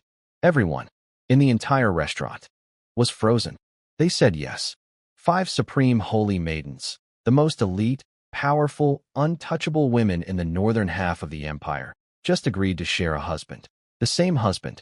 Who was me? A 16-year-old waste. They weren't fighting about whether to marry me together. They were fighting about rank order. Lu Tianxiang's face, which had been lit up with vengeful hope 3 seconds ago, collapsed into complete, utter, soul-crushing despair. His last hope for our destruction, gone. Just gone. Is this still the world I know? My understanding of reality has been permanently damaged. 5 supreme holy maidens. Natural-born sacred bodies. the most talented women on the continent. Willing to share one man who can't even do basic cultivation. I need to sit down. My heart can't take this. Lu Xiu. Battered, burned, frozen, electrocuted, sword-shredded Lu Xiu apparently found one last shred of suicidal courage. From the floor, she started laughing. Huh, what kind of holy maidens are they? They're nothing but a bunch of, her dad dove and slapped his hand over her mouth. The words, shameless women, never made it out, but it was too late. Scram. All 5 holy maidens turned simultaneously and released their combined pressure. Lu Xiu was launched off the ground, flew across the restaurant, slammed into the wall, and coughed up blood like a broken fire hydrant. 5 pressures at once. From 5 martial venerables. On a girl who was barely an Earth-rank warrior and had been tortured all morning. She slid down the wall and didn't move. The message was crystal clear. Talk about us one more time. We dare you. Then, like nothing happened, all 5 turned back to each other and resumed arguing about who gets to be first wife. I stood behind them, watching this unfold, and I had one overwhelming thought. My mom just accidentally solved the biggest political crisis of the day by suggesting something so outrageous that it worked. MOM power is real. Loudly crying face, Lu Tianxiang grabbed his unconscious daughter and ran. Didn't look back. Didn't say goodbye. Just grabbed Lu Xiu like a sack of potatoes and bolted out the door with his wife. Smart man. First smart decision he'd made all day. The restaurant went dead quiet. 5 holy maidens were sitting in silence, and everyone assumed they were furious about what Lu Xiu almost said. Nobody moved. Nobody breathed. One guy in the back looked like he was trying to become one with the wall. My dad glared at my mom. My mom looked guilty. I stood there wondering if this was the moment where everything went wrong. But here's what nobody knew. The 5 of them weren't angry. They were having a secret conversation, transmitting voices directly into each other's minds. Like a private group chat that nobody else could hear. I obviously didn't know this at the time. I found out later. And what they were discussing was actually incredibly sweet and terrifying. Both. Basically, their conversation went like this. You see, forget who marries him first. We need to get him a martial art he can actually practice. Lin Wanqing, she's right. Our holy lands will probably summon us back soon. We might get punished for running off. Before we leave, we need to set him up, Zhao Lingxian. We can't give him our own scriptures. That would bring 5 holy lands down on his head, Wang Yue. In the dream, he got his ultimate technique from the heavenly dragon mountain range. How about we go search for it? Whoever finds it first gets to marry him. Li Qingxua. The southern 5 holy maidens won't agree to that deal. You see, who cares? They're so far away, by the time they arrive. We'll have found the technique, given it to hubby, and finished the wedding ceremony. All 5. Deal, Zhao Lingxian. But first, he needs something to practice right now. Wang Yue. The Crouching Bull sect. In the dream, that's where he started his rise. And their sect master is literally standing right there. All 5. Perfect. So that's why all 5 of them suddenly turned and stared at the Crouching Bull sect master at the same time. Poor Niu Zhan nearly jumped out of his skin. I didn't say anything. I've been quiet. I've been so quiet. Wang Yue spoke first. Your name is Crouching Bull, right? Crouching Bull. She addressed a martial venerable sect master like she was reading a name tag at a coffee shop. He twitched. It's Niu Zhan, Purple Thunder Holy Maiden. Come here. He scrambled over like a waiter who'd been flagged down. What can I do for you, Holy Maiden? Wang Yue looked at me, gave me the sweetest smile, then turned back to him with eyes of steel. He's my husband. Give him your sect's foundational martial art. That's not a problem, right? Wah. Niu Zhan looked at me, looked at her, looked at me again. Holy Maiden, he's 16, still a martial apprentice. Our foundational technique might not be suitable. One syllable. One tiny sound from Wang Yue, and 4 other pairs of holy maiden eyes joined in, all drilling holes into Niu Zhan's skull simultaneously. 5 supreme holy maidens giving you the death stare is not something any human being is equipped to survive. Very suitable. Extremely suitable. Here you go. He flipped his hand, and an ancient-looking manual appeared. He held it out to me with both hands like he was presenting a national treasure to a king. Young Master Xia, this is the Crouching Bull art, our sect's foundational technique. A lower-tier, transcendent grade martial art.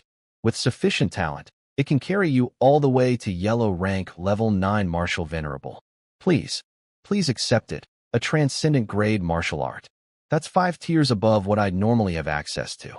The best technique in Star Language City is barely high grade. This thing was on a completely different level. But I knew my talent. I could barely practice low-grade techniques.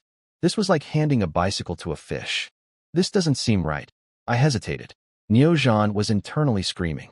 I could see it behind his eyes. His soul was leaving his body one cell at a time. But he caught the 5 death glares in his peripheral vision and immediately course-corrected. No, no, no. It's perfect for you. Please. I insist. This man, a martial venerable, the leader of a sect that controlled half the region, was begging me to take his most precious technique. His sect's crown jewel. The thing his own disciples had to pass brutal tests to even look at. And he was presenting it to me with shaking hands and a smile that screamed, "Please don't let them hurt me." Wang Yue smiled. "See, hubby? He's offering so generously. Just take it, generously." The man looked like he was donating a kidney at gunpoint. His generosity was powered by 5 implicit death threats. But Neozhan nodded like a bobblehead. "Yes, so generous. I'm basically thrilled to give this away. Happiest day of my life." His eyes said otherwise. His eyes said, "I am dying inside." Well, okay, I'll accept it then. I figured I'd just return it quietly after the holy maidens left. No harm done. "Thank you, young master," Neozhan said, bowing. He was thanking me for taking his technique that he was forced to give away. The gratitude was aimed at the situation ending, not at me. Then Li Qingxue dropped the final bomb. "We have somewhere to go for a few days. While we're gone, you will stay at the Xiao residence. Protect the family, and teach my husband how to cultivate." Neozhan, a martial venerable sect master, was just assigned as my personal bodyguard and tutor. By a teenager. Yes, celestial sword holy maiden. What else could he say? 1 holy maiden, maybe he could negotiate. 5 meant his entire sect could be destroyed before dinner. He was now my live-in babysitter, and he was going to smile about it. So let me recap my morning one final time. Woke up. Waste. No talent. About to get dumped. Current situation. 5 supreme holy maidens want to marry me. All of them. Together. Combined dowry worth more than most kingdoms' dad's dantian can be fixed 5 times over. I have 50 pills to finally become a warrior. I have 20 pills to blast through 4 major realms. I own a cultivation speed X10 cushion, a fire defense artifact, a body transformation fruit, and an evolving sword spirit stone wealth that could buy multiple cities, a transcendent grade martial art delivered personally by a martial. Venerable said martial venerable is now my personal guard and teacher. My ex-fiancée has been slapped, frozen, roasted, electrocuted, and soul shredded. Her sect expelled her. Her family fled in disgrace. My mom is the happiest woman alive. My dad is stressed but secretly hopeful, and the 5 holy maidens are about to fly off on a secret quest to find me an even better technique from some legendary mountain range, something they apparently know about from a dream that everyone remembers except me. A dream. That dream I had last night. The one I can't remember. I'm starting to think that dream was a lot more important than I realized. But hey, for now, I have a martial venerable sect master standing in my living room asking, "So, what would you like to learn first?" Not bad for the city's biggest waste. Smiling face with sunglasses, the guests were whispering like crazy. If he learns the Crouching Bull sect's foundational technique, doesn't that make him basically their heir? Nah, the holy maidens won't let him join some mid-tier sect. They just couldn't give him their own techniques, so they grabbed the nearest available option. Think the Holy Lands will actually accept him? His talent is terrible. Valid concerns. Random guests. Very valid. But nobody asked me how I felt about any of this, which was becoming a theme today. The 5 holy maidens turned to me one last time. All smiles. All sweetness. And then the goodbye ceremony started. Xia threw her arms around my neck, pursed her lips, and kissed my forehead. "Hubby, we'll be back in a few days with a big surprise." I stood there like a mannequin. Couldn't move. Her perfume short-circuited my nervous system. Then Zhao Lingxian stepped up and kissed my left cheek.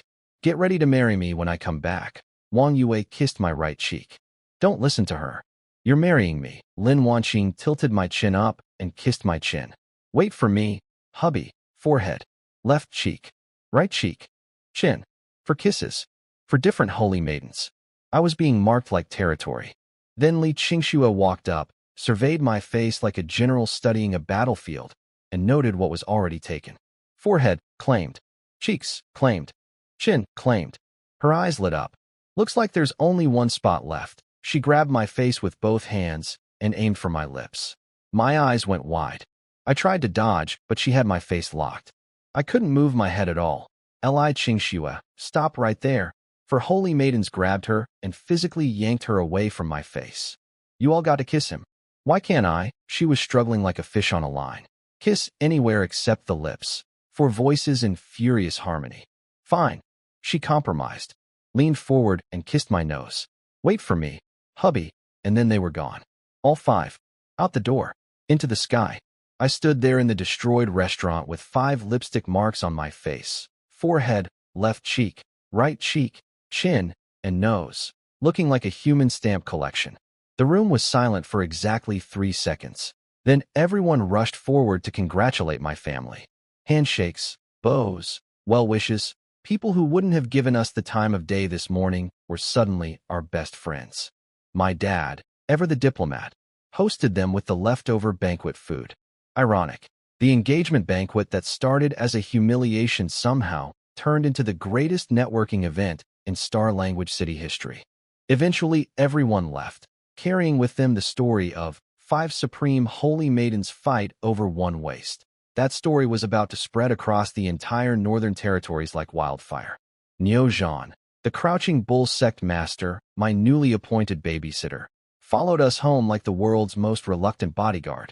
My dad gave him a nice guest room, and then the 3 of us, me, mom, dad, sat in the main hall. Nobody spoke for a long time. Finally, I asked the question that had been eating me alive. Dad, Mom, are we secretly from some super powerful hidden clan? My parents exchanged a look. Something flickered in their eyes, just for a moment, then disappeared. Dad shook his head. No. Why would you think that? Because 5 supreme holy maidens just flew across the empire to marry me. They even agreed to share. That doesn't happen unless there's some insane backstory. Are you guys secretly from one of those shadow families that controls multiple empires from behind the scenes? My mom rolled her eyes. Do you know how powerful a family would have to be for supreme holy maidens to chase their son like this? We're talking about families that secretly control empires. Exactly. Those families. My dad glared at me. You think empires are toys? Stop guessing randomly. The holy maidens aren't here because of us. The answer is somewhere in you. Think carefully. Have you ever had any connection to them? No. I've never left Star Language City. When would I have met 5 holy maidens from 5 different? And then I stopped. My body went rigid. A bolt of understanding hit me like lightning from a clear sky. Wait. Dream. I said the only possible connection would be in a dream. I said it as a joke. But the second those words left my mouth, something clicked. The Dream Bead. Last night. It activated. Drilled into my forehead. Said it could assist with dreaming. I joked that if it was really so powerful, it should pull the 10 supreme holy maidens into my dream and let me live my best life. Then I fell asleep and had a dream. A very long dream. A dream I couldn't remember. And this morning, 5 holy maidens showed up knowing my name, my family, my ex-fiancée, the entire engagement situation, all without anyone telling them. They knew everything. Like they'd lived it. Like they'd experienced 1,000 years. In a dream. My dream. Oh no. Did the Dream Bead actually do what I asked? Did it really pull the 10 supreme holy maidens into my dream? Did we actually spend 1,000 years together in there? Did they remember everything while I forgot it all? Is that why they call me husband? Because in that dream, I was their husband? For 1,000 years? And if the northern 5 are already here, the southern 5, they're on their way. My heart was pounding. This theory was insane. A dream affecting reality? Affecting martial venerables? That shouldn't be possible. That's beyond broken. That's not a cheat. That's a whole different game. But it was the only explanation that made sense. I needed to test it. I needed to use the Dream Bead again and see what happened. If I was right, then this little bead that I spent 16 years thinking was a useless marble was the most overpowered artifact in existence. I grabbed the Crouching Bull art from inside my shirt, stood up, and said, Dad, Mom, I'm going to go see Sect Master Niu. We can talk more later. They nodded, still confused, still worried. I walked toward Nyojan's guest room, mind racing. The Dream Bead. The 1,000-year dream. The holy maidens who remember everything. The connection I can't recall. Everything. All of it. Started with that stupid little pearl I mocked for being useless. Assists with dreaming. Yeah? Assists. That's like saying a nuclear bomb. Assists with demolition. Understatement of the millennium. Loudly crying face after the holy maidens left, my mom asked my dad the million spirit stone question. Are they really here because of us? Because of our background. Now that caught my attention. Background?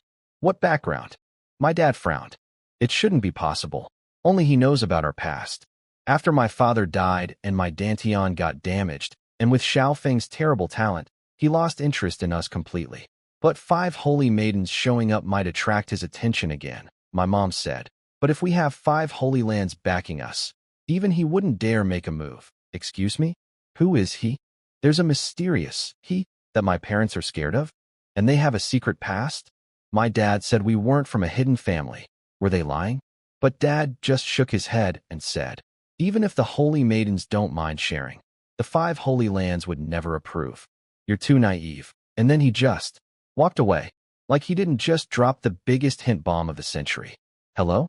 Can we go back to the part about the mysterious he and your apparently secret identity? No, we're just moving on. Cool. Cool, cool, cool. Fine. I had bigger fish to fry anyway. I went to find Nyojan. Sect Master Nyo. I have a favor to ask.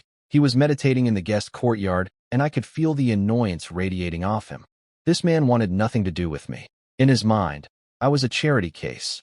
A talentless kid he was babysitting under threat of 5 holy maiden tantrums. But he put on his fake smile. Come in, young Master Xia. I held up the crouching bull art. I read through this, but I don't really understand it. Could you explain it? I tried reading it on the walkover. The name was dorky, crouching bull art, but the content? Deep. Centuries of accumulated martial wisdom compressed into one manual. With MY talent, I'd need a year or two just to understand the introduction. Nyojan looked at me like I'd asked him to teach a goldfish calculus. But he remembered the 5 death threats currently flying across the empire and sighed. Sit down. I'll explain. He started lecturing. The crouching bull art generates energy with incredible endurance and staying power, like a bull. While cultivating, some energy tempers the physical body and lies dormant. In battle, if you run out of energy, you can detonate that stored power for a devastating surprise attack. It was actually fascinating. For about 10 minutes. Then the concepts got deeper, and more complex, and more abstract. And my brain, my stupid, talentless, garbage-tier brain, started fogging over. My eyelids got heavy. The words blurred together. And then, snore, I fell asleep. Right there, sitting next to a martial venerable, while he was personally teaching me his sect's most sacred technique. The disrespect was astronomical, and I didn't even do it on purpose. Now here's what I didn't know was happening. Inside my soul, the Dream Bead activated. It recorded everything Nyojan said, created a dream world, and played his lecture on repeat. Except in the dream world, the words became the voice of the heavens. Pure comprehension. Perfect understanding. Dreamtime kicked in. 1 year passed in the dream. 10 years. 100. 200. 500 years of cultivation condensed into one nap. 500 dream years. 1.5 real hours. I was sitting there snoring while my soul was doing a 5-century training montage. When Nyojan came back out from his room an hour and a half later, he found me still sleeping. Still snoring. He tapped my shoulder. Young Master Xia? Want me to continue? Huh? It's over. He took a very deep breath. The kind of breath a man takes when he's deciding between words and violence. I smiled sheepishly. Sorry, Sect Master Nyo. Your lecture was just so good. I got so absorbed. And then I fell asleep. So good? So absorbed? He was internally screaming. He heard me snoring. I wasn't absorbed. I was unconscious. A 16-year-old who couldn't understand basic martial arts theory just used his priceless lecture as a lullaby. But he couldn't say any of that. He just forced a smile and said through clenched teeth, You slept about an hour and a half. Oh, well, should we continue? Continue? He wanted to strangle me. His face was doing that thing where you smile, but your eye is twitching. He diplomatically told me he'd covered enough material for me to cultivate up to martial master realm. A person with decent talent could break through to warrior in half a month and reach martial master within 10 years. Half a month for a talented person. For me? Try half a lifetime. We both knew it. He was about to say something pitying when, WTOSH. Every particle of spiritual energy in the surrounding area went berserk, like someone opened a dam. A torrent of energy came flooding toward me from every direction and slammed into my body. Sect Master NIU, what's happening? I couldn't move. My body was locked in place as the energy poured in like water filling a balloon. Nyojan's jaw dropped. What the? He was about to intervene, afraid the energy would literally explode my body, when he sensed something. An aura. Coming from me. He broke through to warrior. His mouth fell open. The energy kept coming. The breakthroughs kept rolling. Yellow rank level 2, yellow rank level 3. His eyes were getting wider with each level. Yellow rank 4, 5, 6, 7, 8, 9. Mystic rank 1 through 9. Earth rank. Climbing. Still climbing. Still not stopping. Earth rank 1, 2. All the way to Earth rank level 9. 27 consecutive breakthroughs. From martial apprentice to Earth rank level 9 warrior. In the time it takes to brew a pot of tea. Then the energy settled. The spiritual tornado dissolved. Everything went quiet. Nyojan was standing there looking like someone had smacked him in the face with a fish. I flexed my hands. I could feel it, a tsunami of internal energy swirling inside my body. Power I'd spent 16 years dreaming about. Real. Solid. Mine. Sect Master Nyo, I said, trying to sound casual. I think maybe, broke through to Earth rank. Is that how the crouching bull art normally works? Because that was kinda scary. Yes. And no. I mean, what the? How? The man was broken. A martial venerable sect master, reduced to sputtering fragments. He'd seen geniuses. He'd trained prodigies. He had never in his entire life seen someone go from absolute 0 to Earth rank level 9 in a NAP. That's 27 levels. In 2 hours. While sleeping. He was trying to compute this. Was I actually comprehending during the sleep? But he heard the snoring. Was this some hidden talent? Was I faking it for 16 years? Was I actually a divine body? His brain was doing somersaults and failing every landing. But I knew. I knew what happened. The Dream Bead. That beautiful, glorious, broken little pearl that I spent 16 years calling useless.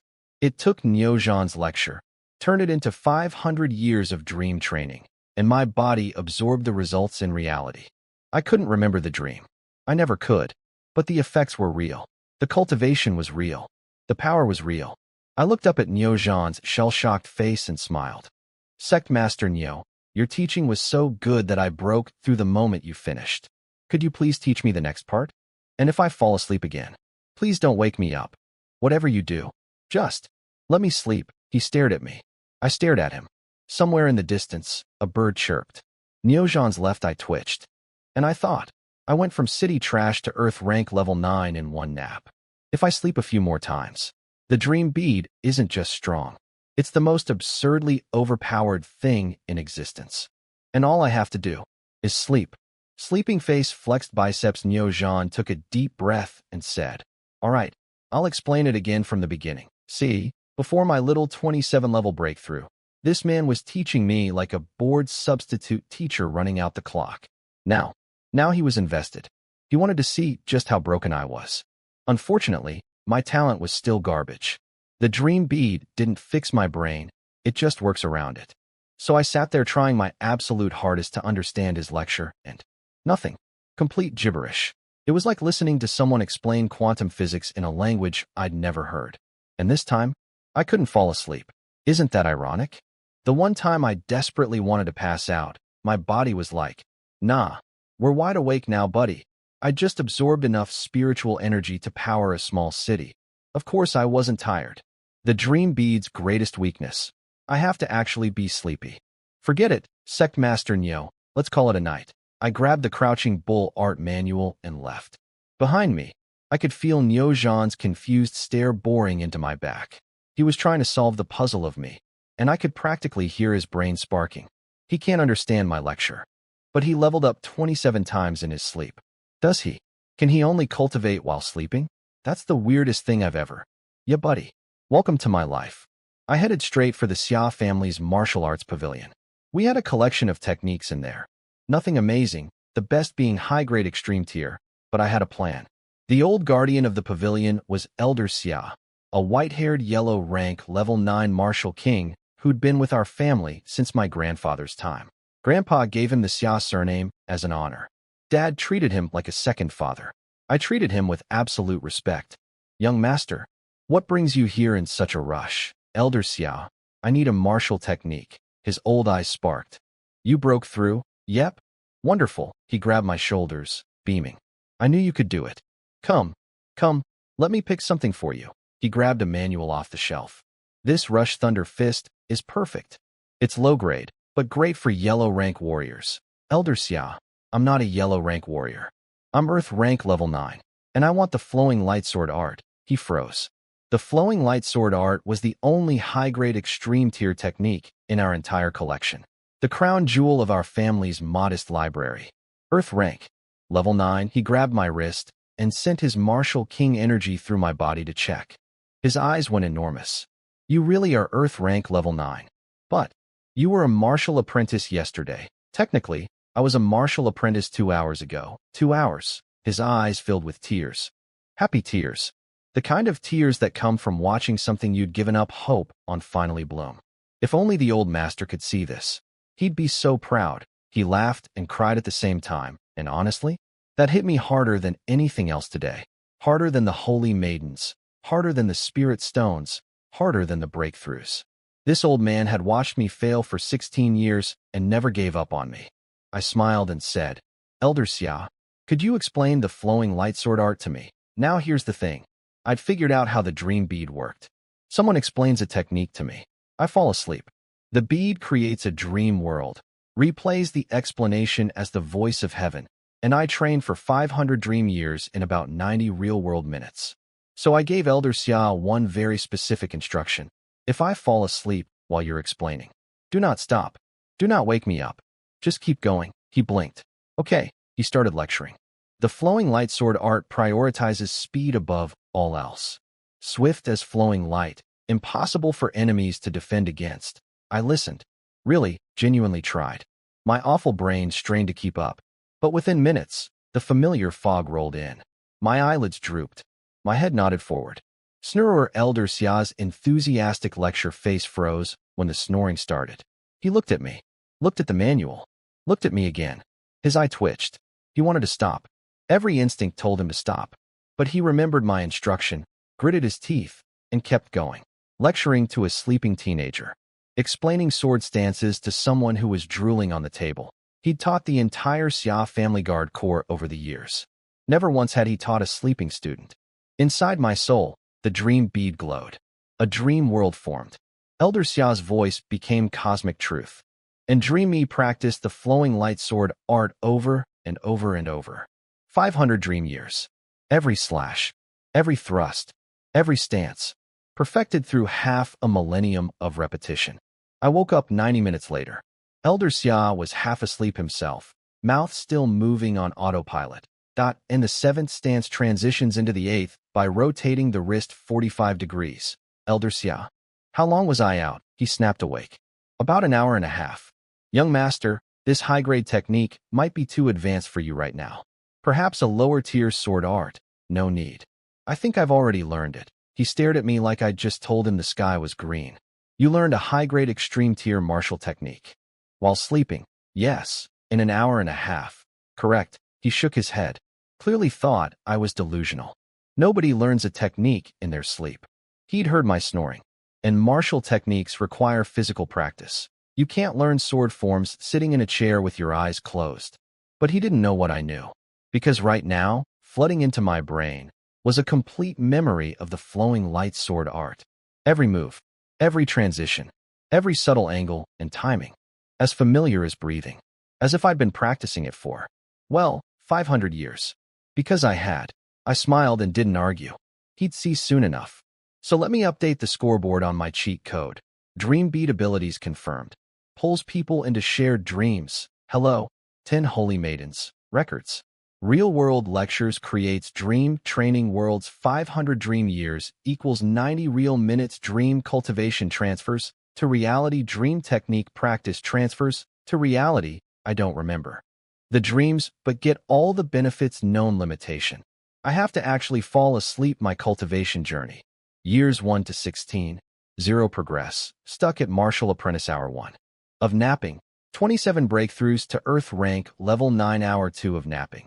Mastered a high-grade extreme tier sword technique. My talent is still the worst in the world. My brain still can't understand basic martial arts theory. I'm still, on paper, a complete waste. But it turns out, I don't need talent. I just need a good pillow. Sleeping face crossed swords. Elder Xia didn't believe me. Fair enough. I wouldn't believe me either. So I pulled out the Qingshue's sword, the evolving spirit artifact from Li Qingshue's dowry, and smiled. Elder Xia, you might want to be careful. Go ahead, young master. He was humoring me, standing there with his gentle old man smile, fully expecting me to wave the sword around like a toddler with a stick. I focused.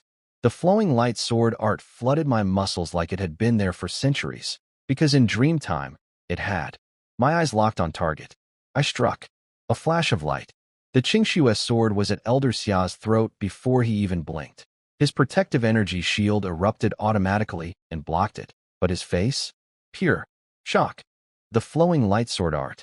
That's really the flowing light sword art. You actually learned it. His body was literally trembling. Not from fear, from joy so intense he couldn't contain it. This old man had watched me struggle for 16 years. Watched me get mocked. Watched me train until my hands bled, only to fail again and again. He'd treated me like his own grandson and suffered every time I suffered. And now I'd just demonstrated a high-grade extreme tier technique like I'd been practicing it my whole life. Elder Xia, please keep how I learned this a secret, okay? Yes. Yes. Yes. He was laughing with tears streaming down his wrinkled face. Let's see who dares call the young master a waste now. I smiled, sheathed my sword, and walked away feeling like a million spirit stones. That warm feeling lasted approximately 4 minutes. Because that's when my world exploded. I felt the shockwave from the martial arts pavilion. Elder Xia was fighting someone. Then a guard came sprinting toward me, face white with panic. Young master, the city lord says you need to leave Star Language City immediately. Leave? Why? The Lu family. They're attacking the Xia residents with everything they have. Their entire fighting force. And somehow all of them have gotten stronger. The Liu family? The people who just got slapped, frozen, roasted, electrocuted, and soul-shredded by 5 holy maidens this morning? They're attacking us now? That's not bravery. That's insanity. Unless someone very powerful was backing them. I pumped internal energy into my legs and shot forward so fast the guard couldn't even follow me. He was still yelling, "Young master, wait." But I was already gone. All right. He still thought I was a martial apprentice. Surprise, buddy. As I got closer to the main hall, I heard it, the sounds of battle. Metal clashing, energy exploding, people screaming. The Qingxue sword materialized in my hand. My eyes went cold. I burst into the scene and saw chaos. Up in the sky, Niu Zhan was fighting someone. And that someone was... Wait, is that Cloud Mountain sect master Yin Shan? The guy who was literally groveling and paying us spirit stones this morning? He came back.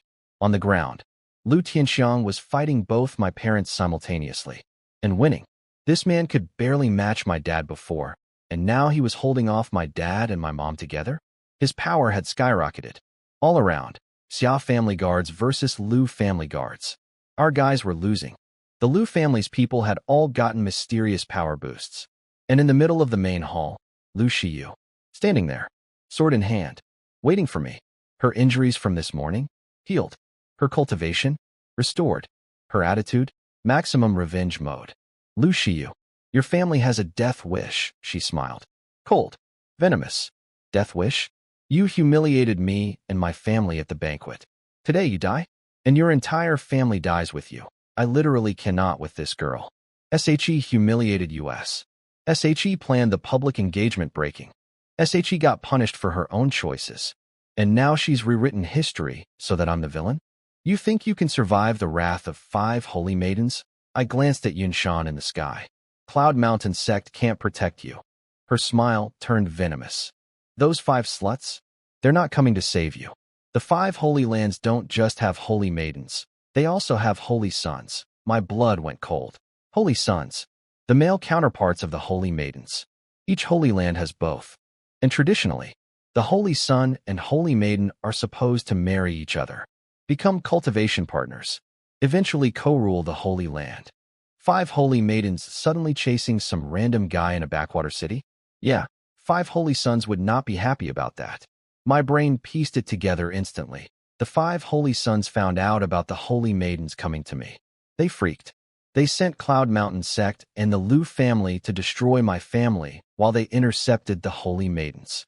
The mysterious power boosts, Lu Shiyu's miraculous healing, all provided by the holy sons. This was a coordinated strike. The holy sons attacking from above, their proxies attacking from below.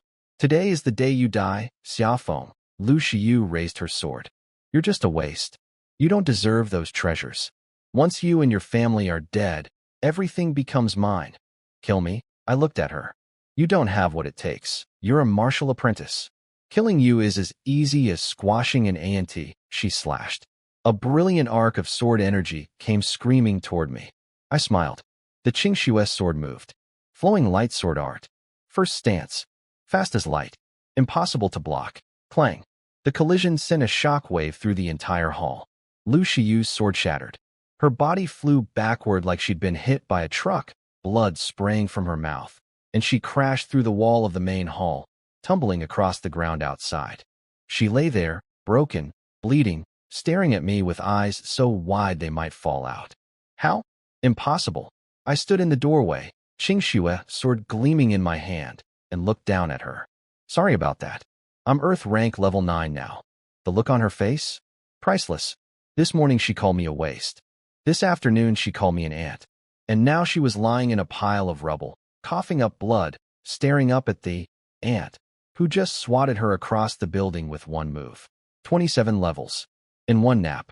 And a 500-year sword technique learned while snoring. Still think I'm a waste, Lu Shiyu? Smirking face. Earth rank level 9? No. Impossible. Lu Shiyu dragged herself off the ground using her sword as a crutch, face twisted like she'd bitten into the world's sourest lemon. You're a waste? A 16-year-old waste. You can't be Earth rank level 9.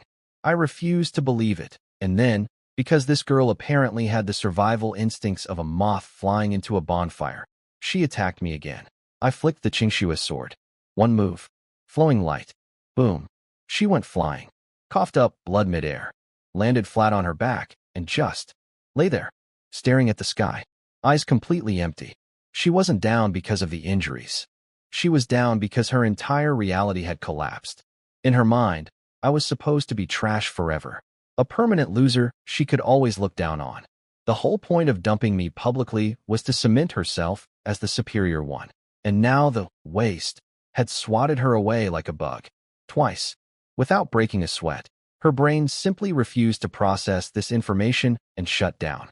SHIYU, Lu Tianxiang, who was fighting both my parents, tried to break away to help her. Your opponent is US. My dad and mom attacked even harder, pinning him down. Then my dad let out the most satisfying laugh I'd ever heard. Who dares call my son a waste now? 16 years of frustration, worry, and heartbreak, all released in one triumphant roar. I'm not gonna lie, that hit me right in the feels. Lu Tianxiang sneered. He obviously used some pill to force a breakthrough. Artificial power. My dad just smiled and hit him harder. Up in the sky, Niu Zhan, who was supposed to be guarding us and was currently occupied fighting Yunshan, laughed. Nice kid. When did you learn a sword technique too? Good question, Sect Master Niu. The answer is, while snoring in your courtyard, but we'll save that conversation for later. Now let me explain what was actually happening behind the scenes, because I pieced this together pretty quickly. The 5 holy sons from the 5 northern holy lands had found out that their respective holy maidens, the women they were supposed to marry, had run off to some backwater city to chase a random boy. Obviously, they were not happy. So they intercepted the 5 holy maidens to keep them busy, sent Yunshan to Cloud Mountain sect with orders. Kill Xia Feng, gave Yunshan power-boosting pills to distribute to the Lu family promised. The Lu family, all of the Xia family's resources after we were dead, healed Lu Shiyu and restored her cultivation Yunshan. Being the scheming weasel he was, didn't want to get his own hands dirty. So he used the Lu family as his attack dogs. He'd block Niu Zhan. Lu Tianxiang would handle my parents. The Lu family's powered-up warriors would overwhelm our guards, and Lu Shiyu would kill defenseless little martial apprentice me. Perfect plan. One tiny problem. I wasn't a martial apprentice anymore. With Lu Shiyu face down in the dirt, Yunshan switched to plan B. He looked at Niu Zhan and said, "The 5 holy sons want Xia Feng dead. Protect him, and you're opposing all 5. Do you want your entire sect destroyed? Kill him yourself, and I'll put in a good word. The holy sons will protect you from the holy maidens." Niu Zhan's face flickered. I could see him calculating. 5 holy maidens on one side, 5 holy sons on the other. Protect me equals anger the sons. Abandon me equals anger the maidens. Classic lose-lose. For a second, I thought he might actually consider it. Then he looked down at me, looked back at Yunshan, and said, "You didn't want to fully offend the holy maidens, so you used the Lu family. Now the Lu family failed, so you want to use me? Do I look as stupid as them? Get wrecked, Yunshan. Then your sect dies." Yunshan howled. He whistled, and the Grand Elder appeared with 10 martial kings, all landing on our courtyard walls like vultures. My parents immediately abandoned their fight with Lu Tianxiang and rushed to shield me. "Xia Feng, run," my mom shouted. "Son, we'll hold them off. Go." My dad stood in front of me, ready to die. I looked at the Grand Elder. 10 martial kings. Yunshan in the sky. Our guards losing. The situation was bad, but I'm not leaving my parents. Dad, Mom, I'm not running. If we die together. The Xia family doesn't run. Lu Shiyu, propped up by her father, started cackling like a villain in a bad play. "Xia Feng, you were hiding your power this whole time. Earth rank level 9, pretending to be a waste, just to trick me into breaking off the engagement. Such deep scheming, girl. What? I was a waste this morning. I broke through 2 hours ago. There was no scheme. Your conspiracy theory has more holes than your sword technique." But I didn't waste words on her. I was looking at the sky, calculating time. If the Dream Bead really pulled all 10 holy maidens into the dream, then the 5 southern holy maidens should also be coming. It's been over 6 hours since this morning. Given the distance, they should be arriving any minute. I just needed to survive a little longer. "Kill them," Yunshan ordered. The Grand Elder raised his hand. A 10-foot energy palm formed in the air, the Cloud Mountain hand, aimed directly at my family. Niu Zhan was too far away, still tangled with Yunshan. My parents braced themselves. I gripped the Qingshue's sword, ready to fight even though I knew we were outmatched. This was it. The moment everything ended, or, "How dare you touch my husband?" A voice exploded across the battlefield. And with it came a wave of saber intent so overwhelming, so dominating, that it felt like the sky itself was being cut in half. Everyone froze. I looked up and smiled. The cavalry had arrived.